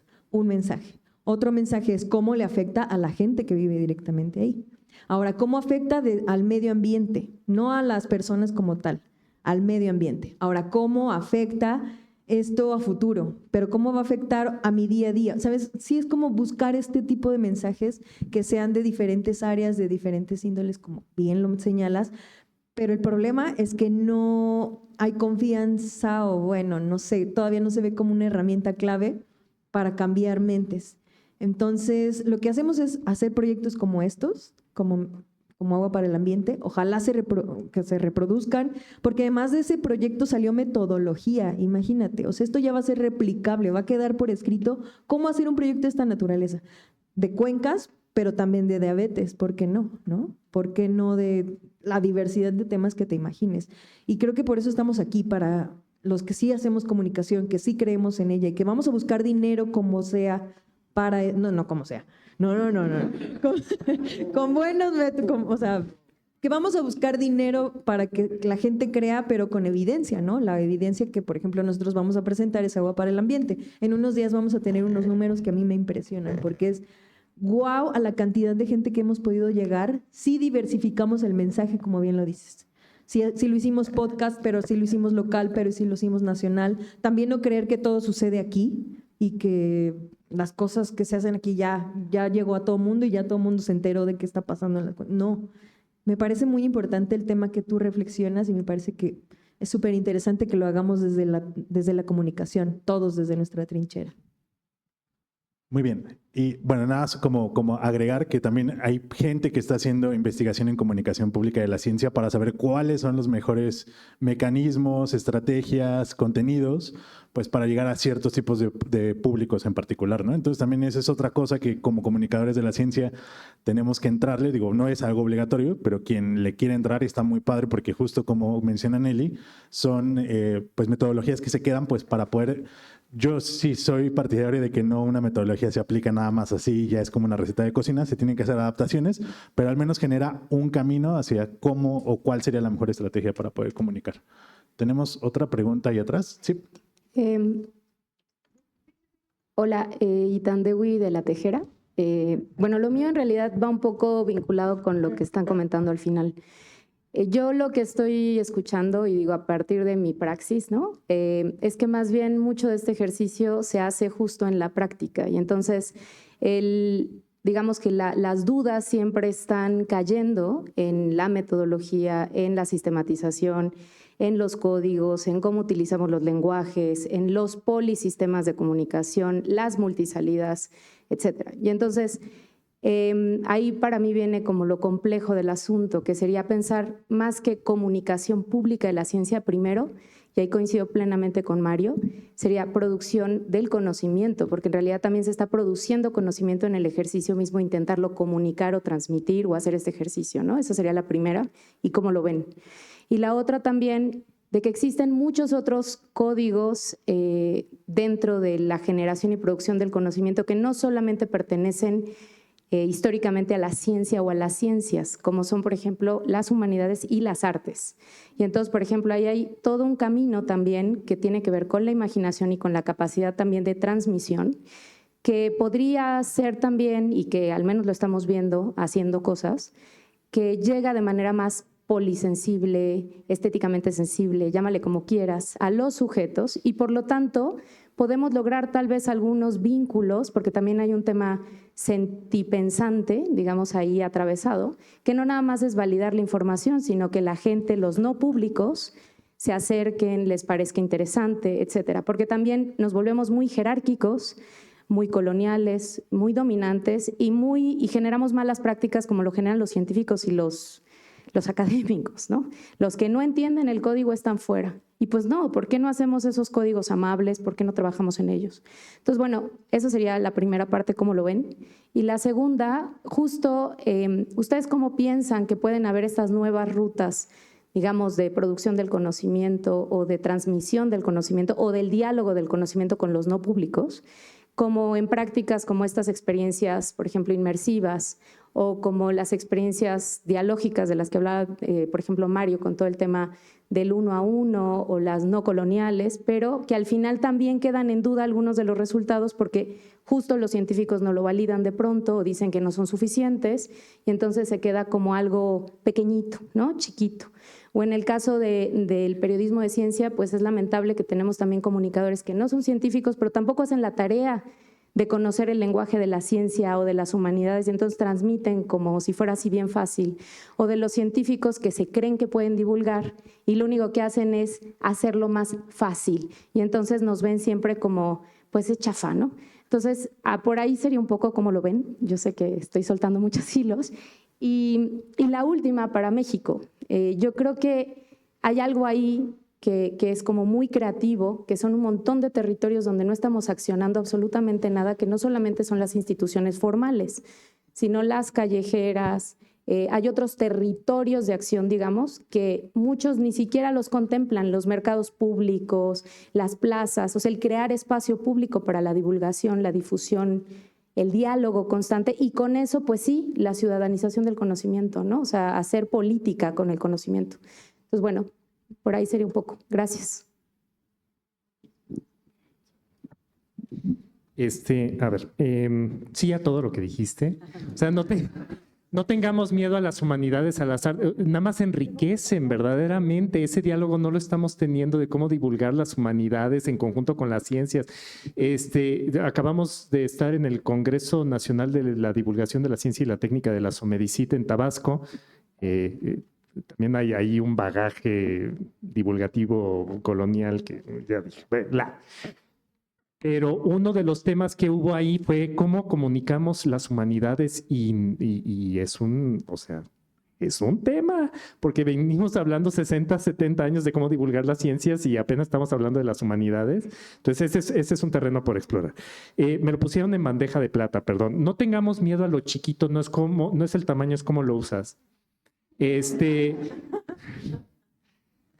Lo chiquito nos habilita la horizontalidad, nos permite trabajar cuestiones uno a uno y poder generar estrategias un poquito más grandes. Y a mí me gusta trabajar con esas comunidades más chiquitas porque nos permite hablar con honestidad y buscar esos espacios comunes. Y todo lo que dices de callejero y demás, no instituciones formales, sino lo callejero es maravilloso. Todos estos esfuerzos que hacen individuos, pequeños colectivos y demás es como Ruta Cepecera también, aunque son muy expertos, pero también hay gente que está aprendiendo. Para mí esa es la génesis, o sea, es lo que es la frontera. Tenemos que visibilizar eso que están aprendiendo estos pequeños colectivos e individuos porque están haciendo grandes cosas, están abriendo brecha, la tienen muy difícil porque hay 0 pesos para esto y a pesar de eso lo logran hacer. Nosotros acabamos de estar en un congreso en Francia donde hablábamos, era de comunicación pública de la astronomía con el público y decían, ¿cómo que hacen actividades en el metro? Pues sí, ¿no? O sea, perdón, ni siquiera lo pensé. ¿Qué tiene de raro hacer comunicación en el metro? Los espacios en Europa del Norte global ni siquiera se les había ocurrido que es un espacio para incidir en muchas poblaciones. El Instituto de la Juventud de la Ciudad de México hace mucho esto y lo hace fantástico.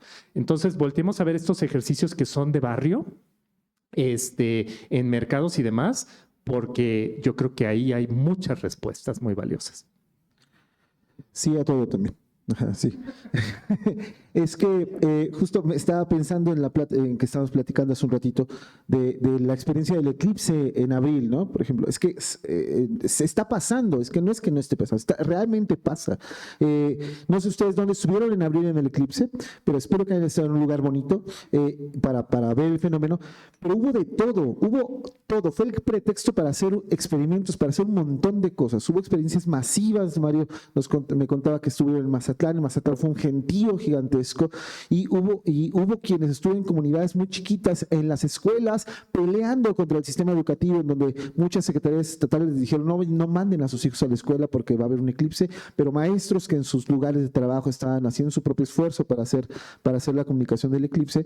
Y es decir, hay comunicación desde las humanidades, desde las ciencias, y lleva mucho tiempo haciéndose este diálogo. Pensemos simplemente en Universum como este espacio en el que antes se creó con arte, con ciencia, con escultura, con pintura, con drama, con espectáculo, etcétera, buscando desde su génesis pues la comunicación de diferentes canales, ¿no? De polimensajes, de metalenguajes, ¿no? Entonces se está haciendo y se tiene que seguir haciendo, pero también en la práctica, ¿no? Se tiene que hacer y se tiene que experimentar, se tiene que escribir y se tiene que comunicar para compartir. Y para mí un poquito nada más para ligar lo que dice Mario, de que son esfuerzos uno a uno, pequeños, pero luego para mí sí es muy importante pensar en la colectividad, como lo que hago yo, que es la red, ¿no? El ejemplo es muy claro, es este. Yo hoy estoy aquí porque pertenezco a la Red Mexicana de Periodistas. Éramos periodistas aislados que hacían cosas aisladas, pero ahora estamos integrados y entonces ahora me dan la oportunidad de tener un lugar aquí para yo charlar con ustedes y contarles todo lo que hacen mis colegas y todo lo que tratamos de hacer desde el periodismo de ciencia. Hoy tenemos un montón de convenios, un montón de cosas firmadas, pero no nada más firmadas, sino en acción, con un montón de instituciones de divulgación. Eso no hubiera pasado si nosotros no nos juntamos y no creemos en la colectividad también. Y creemos en lo que hacen desde la divulgación de la ciencia, desde los espacios de comunicación social son súper importantes. Nosotros creemos en eso y lo que queremos es sumarnos. Por eso creemos que la red, por eso nosotros somos una red de periodistas de ciencia. Es súper importante. O sea, esto es lo que hace que los mensajes pequeños se puedan crecer y conocer mucho más. Voy a hacer rapidísimamente 2 preguntas que están en línea. O sea, tenemos un chorro, de verdad. Las personas que están en línea estamos recopilando las preguntas para también poder pasárselas a los ponentes y que nos ayuden a responderlas posteriormente, también los de transmisión en YouTube. Y si alguna pregunta te queda aquí sin responder, tenemos ahorita todavía un tiempo en networking para que se acerquen con los ponentes y puedan estar dialogando. Hay 2 que me llamaron mucho la atención. La primera dice... ya la perdí. Pero básicamente está relacionada al tema de por qué, desde su experiencia, hay muchos investigadores que todavía hacen una confusión entre divulgación y difusión, que creo que son términos que nos arroja al hecho de hablar era el tema esencial de esta primera sesión, de qué es la comunicación pública de la ciencia y qué no es, y que aunque son términos, digamos, que se están quedando desfasados ahora, la divulgación y la difusión, pues siguen permeando dentro del discurso a la hora de hacer, sobre todo incluso a nivel de políticas públicas, porque se mide a los investigadores por las actividades de divulgación o difusión que hagan. Y no sé si podamos a lo mejor definir un poquillo más estos términos. Incluso aquí alguien mencionaba cuál es la diferencia de comunicación pública de la ciencia con respecto a la popularización del conocimiento, a la apropiación social del conocimiento. Estos términos que están dando vueltas y que a veces, más que generar cohesión, generan muchas problemáticas. Y la segunda dice, es de Augusto Reyes. Escucho un mensaje dicotómico en el que están quienes comunican y quienes reciben los contenidos. Creo que es un abordaje deficitario. ¿Qué opinan de empoderar a las comunidades receptoras para que también sean comunicadores o comunicadoras desde sus propias visiones y conocimientos en un ejercicio colaborativo?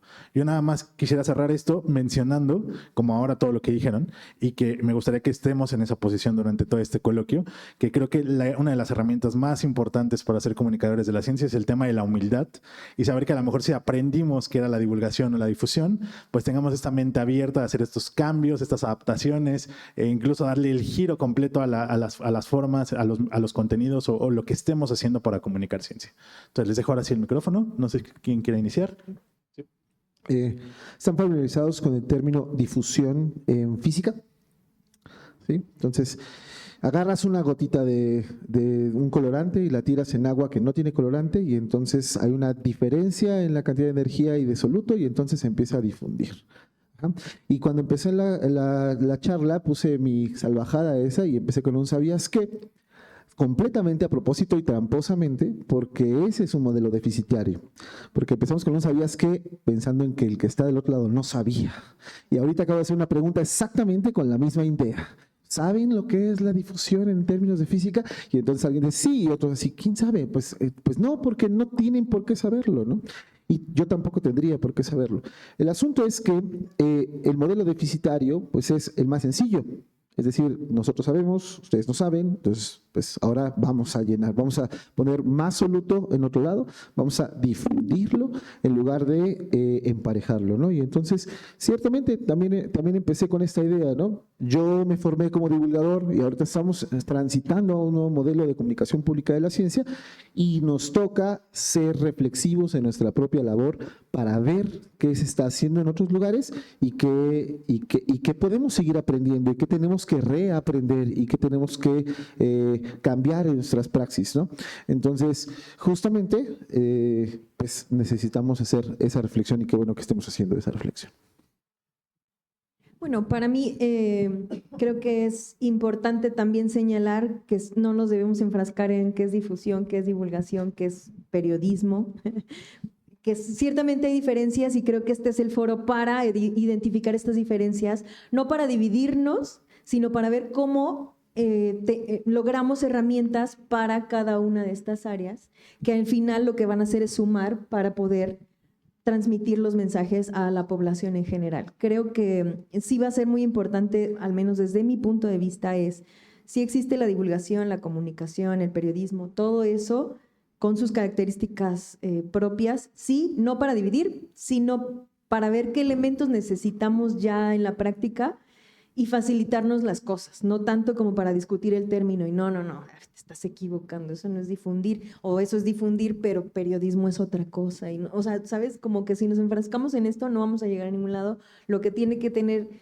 sí tiene que tener sentido para los que estamos aquí que nos interesa comunicar es, por ejemplo, discutir estas gotitas de cómo vamos a conseguir dinero, a quiénes vamos a entrevistar o a quiénes no, o a quiénes les vamos a dar voz, o vamos a no sé, hacer mejor trabajo con los científicos para que puedan comunicar mejor, como la pregunta que acaban de hacer. Esas son las preguntas, creo que clave aquí donde nosotros sí nos interesa llevar el mensaje más allá que de discutir si estamos difundiendo, divulgando o reportando, etcétera.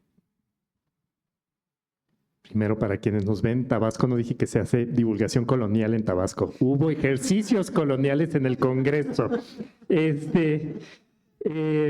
A ver, yo sí soy insufrible con las definiciones, porque trato con académicas y académicos todos los días y lo usan intercambiablemente y creo que generan más confusión. Luis Estrada fue muy claro, la difusión se hace entre pares y la divulgación es entre gente que no es especialista, pero es el modelo deficitario, ¿no? Entonces, la comunicación de las ciencias que aquí se propone es utilizar todas las metodologías comunicativas para hablar de las ciencias. Yo le llamo conocimiento porque me gusta integrar humanidades, artes e ingenierías, pero es comunicación, ¿no? Entonces, un glosario no estaría mal sacar de acá. Y esto de empoderar a las personas receptoras, sí, eso es lo que queremos hacer justamente y creo que lo tenemos que ver. Por ejemplo, solemos llevar actividades que utilizan el aparatito de 20,000 pesos con la no sé qué, eso no ayuda de nada. Necesitamos garantizar que cuando lleguemos a un lugar sea reproducible lo que hacemos y podemos capacitar a gente para agarrar el lápiz, el papel y pueda reproducirlo y podamos seguir divulgando, comunicando. Entonces, hay que educar a la persona receptora o al profesorado. La cosa es que haya esa recepción. No les hagamos miedosos de que venimos con el conocimiento y entonces tú no sabes cómo aplicarlo. Más bien, integrémoslos a las actividades. Eso requiere mucho tiempo. pero integrémoslos a las actividades y que ellos mismos se sientan con la confianza de reproducirlo en otros lugares sin sin que estemos ahí nosotros vigilando, ¿no? Entonces también seamos humildes en ese sentido y compartamos. Aquí una pregunta. No, una pregunta. Nada más quisiera. Pues si quieres podemos ahondarlo a lo mejor ahorita en el networking, porque nada tenemos espacio para una pregunta. Bueno, quisiera preguntar a Guillermo y a Mario. Me interesó muchísimo cómo es que han estado tratando de comunicar a sus estudiantes. Bueno, digo comunicar, no educar, porque creo que no es educar, sino compartir conocimiento a partir de lo que ustedes han hecho para comunicar la ciencia. Entonces, sí me gustaría que pudieran compartir cómo le han hecho, sobre todo cuando es una materia obligada, como dice Guillermo, que tienen que hacer la fuerza y que hay que no convencer, pero sí tratar de explicar cómo funciona y que además les va a servir para tratar de explicar lo que ellas y ellos estarán investigando después, ¿no? Y bueno, sobre todo, Guillermo, porque no entendí muy bien en la Facultad de Filosofía y Letras qué haces, ¿no? Porque además se combinó con geografía, etcétera. Entonces, ahí me quedó una duda, ¿no? Y creo que a los demás y a las demás también por las risas, ¿no?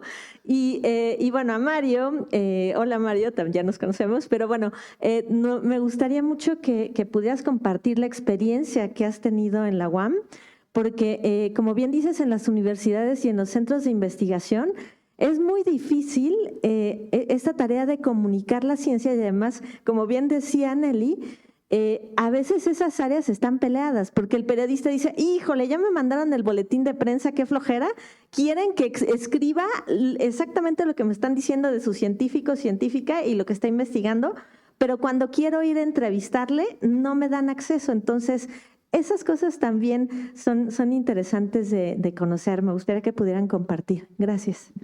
Bueno, a ver, entonces, ¿qué demonios con la Facultad de Filosofía y Letras y la geografía? A ver, rapidísimo.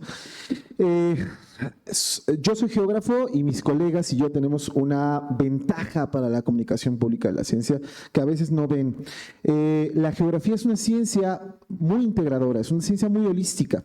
De hecho, estamos en la Facultad de Filosofía y Letras como geógrafos en formación, bueno, yo formador de geógrafos, precisamente porque no cabe en otro lado. No cabe en ciencias políticas porque tiene demasiado de laboratorios y de meteorología y de vulcanología y de geología, y no cabe en ciencias porque tenemos geografía humana y tenemos cultural y tenemos histórica, etcétera. Entonces, en la mayoría de las universidades del mundo, geografía está en las facultades de área 4, de las facultades de humanidades, y esa es filosofía y letras, que está cumpliendo 100 años, por favor. Gracias. Un aplauso para la Facultad de Filosofía y Letras. Entonces, hay una formación de geógrafos y geógrafas en filos, y somos la única licenciatura de área 3 en la facultad de área 4. Entonces ahí hay una cosa extraña, pero tenemos laboratorios, entonces es una cosa muy, muy interesante. Y entonces eso nos abre los ojos para justamente ver que los fenómenos, por ejemplo, naturales, tienen una afectación social, pero además también la sociedad tiene una incidencia en cómo los fenómenos se manifiestan. Y eso nos da una gran ventaja a nuestros ojitos, porque no solamente vemos la parte de la ciencia experimental, también tenemos que ver la parte de la ciencia social y de las humanidades, ¿no? Entonces, ahí yo soy docente de la licenciatura en geografía, y hay una asignatura que se llama cosmografía, que es astronomía desde la geografía, y topografía, que es una cosa súper técnica. Ajá, entonces, por ahí va más o menos la cosa. Pero además también tengo una ventaja con mis ojos como docente, como pedagogo, porque llevo ya casi más de una década de docencia, pero también con alumnitos. Tengo alumnos desde cuarto de primaria, de secundaria, de bachillerato, y mis alumnos de la licenciatura, y he tenido chance de tener alumnos de posgrado, ¿no? Entonces, también eso te abre los ojos para ver cómo tienes que comunicar, cómo tienes que enamorarlos para estar en el aula, ¿no? Estoy convencidísimo como docente, como didacta, que todos aprendemos mejor cuando nos la pasamos bien y cuando disfrutas lo que estás haciendo. Y si el de adelante está disfrutando lo que te está diciendo, probablemente tú también vas a disfrutar lo que te está diciendo el de adelante. Entonces también eso hace mucha falta, hacerlo con mucha pasión. Rapidísimo, sí. Desde la parte que me toca, la verdad es que muchos científicos tienen razón en dudar de qué va a ser el periodismo, porque por muchos años nunca nos acercamos a los científicos. También es verdad que a los científicos no les interesaba comunicar lo que estaban haciendo. Como que los tiempos están cambiando y ahora sí los científicos necesitan también que se sepa qué hacen, y nosotros como periodistas estamos entendiendo que también son una fuente de información para hablar de todo, no nada más, o sea, cualquier cosa se podría contestar a través de la ciencia, o por lo menos tener una opinión y también decir, ¿saben qué? La ciencia no tiene la respuesta. Y eso es poderosísimo también como mensaje. Ahora, si esto es nuevo, es bien chistoso porque también nos hemos encontrado con que la comunicación social, o sea, al interno, lo que ha tratado es de ser una barrera de soporte entre el científico y el periodista. No necesariamente hace comunicación. Entonces, eso ha sido bien complicado. La pandemia nos lo dejó clarísimo, las condiciones políticas nos las dejaron clarísimas, y entonces lo que hicimos como periodistas, los que digamos que vamos de avanzada, porque somos bien poquitos, sí, la verdad es que la mayoría lo que hace es agarrar el boletín, decir, pues esto sirve, esto también, déjame googlear un poco y si coincide, pues nos vamos con eso. Eso es muy cierto y hay que decirlo de frente y con sus letras. Pero también hay otros periodistas que están tratando de hacer distinto las cosas. ¿Cómo hacer distinto las cosas? Tocar la puerta del investigador. Y entonces, claro, es como si llegara la CIA y por él y se ponen nerviosos y no, ahorita no te puedo atender. ¿Y tú qué quieres? ¿Y por qué? A ver, mándame tus preguntas. Y luego lo peor, a un periodista le quieren revisar el texto. Es como, oye, pues si no estamos en la primaria, cada quien es profesional de lo que sabe. Eso lo estamos enfrentando ahora de una manera muy clara, pero sí creo que hay que ir haciendo como este trabajo de piedra de sí, pues ir a tocar. O sea, ¿qué se hace en la comunicación básica del ser humano? Hablar de frente, preguntarle, oye, ¿te puedo entrevistar? Esas cosas están sucediendo. También gracias a que las comunicaciones sociales han cerrado las puertas, eso también fue un hecho, pero está funcionando, fíjate, estamos creando hasta metodología, digamos que muy empírica, de cómo nos podemos relacionar, cómo podemos hablar. Por ejemplo, desde la red hicimos una cosa que se llamaba estancias de periodistas de ciencia. Lo que hicimos fue irnos a meter a los laboratorios de los científicos una semana para ver cómo lo hacían, qué hacían y todo. Y de ahí, bueno, muchas cosas surgieron, pero al final lo que quedaron son 2 manuales. Uno de cómo hablar con los periodistas y otro cómo hablar con los científicos. Estas peculiaridades que nos permiten entender por qué un científico tiene miedo de un periodista.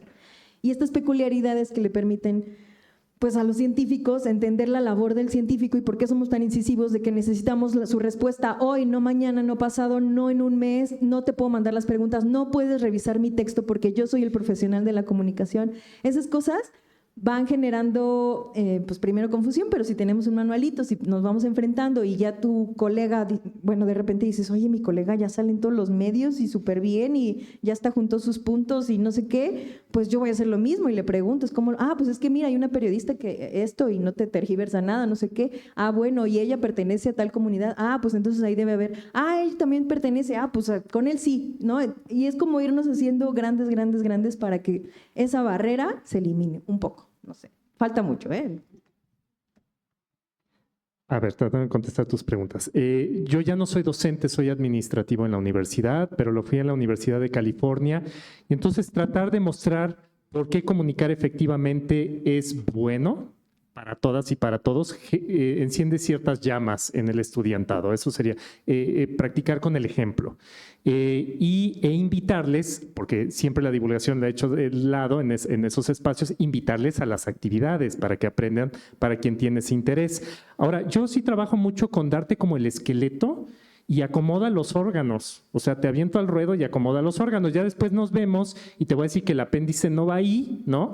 Pero no sobrenormar, porque entonces cortamos la imaginación de cómo hacer las cosas. Entonces, seguramente te llamaré la atención o dialogaremos, pero primero dar lineamientos generales, permitir que la gente imagine y después ya ir acomodando. Eso creo que es una forma muy productiva de ir trabajando estas cosas.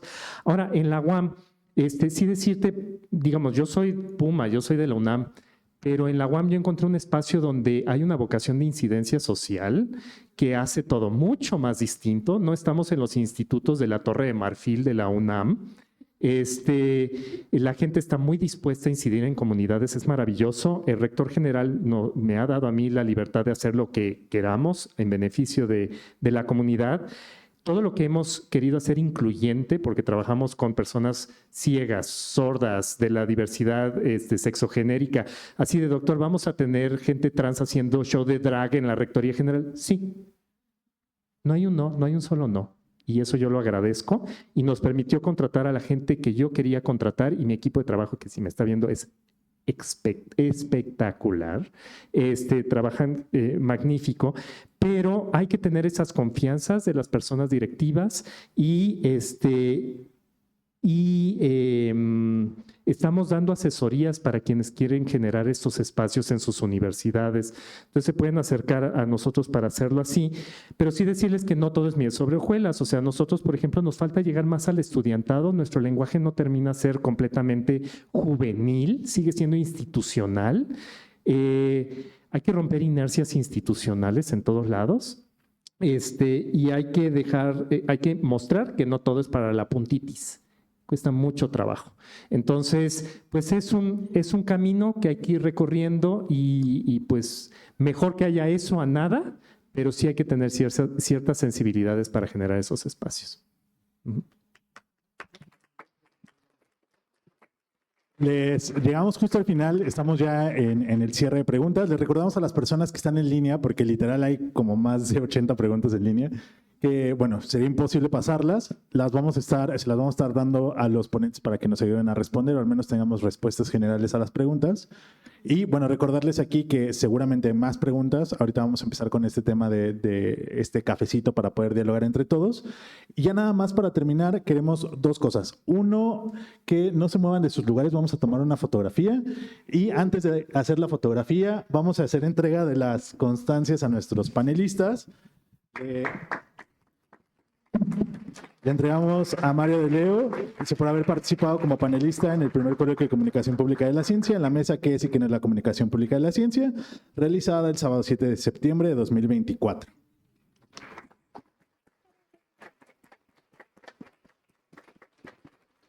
Le pasamos también a Nelly Toche, le agradecemos muchísimo su participación. Y a Guillermo Tobar. Muchísimas gracias. Y les hacemos entrega de un pequeño presente que hemos de decir que costó mucho que llegaran completas hasta este día, pero son unas galletitas con el logo de... Qué bonito.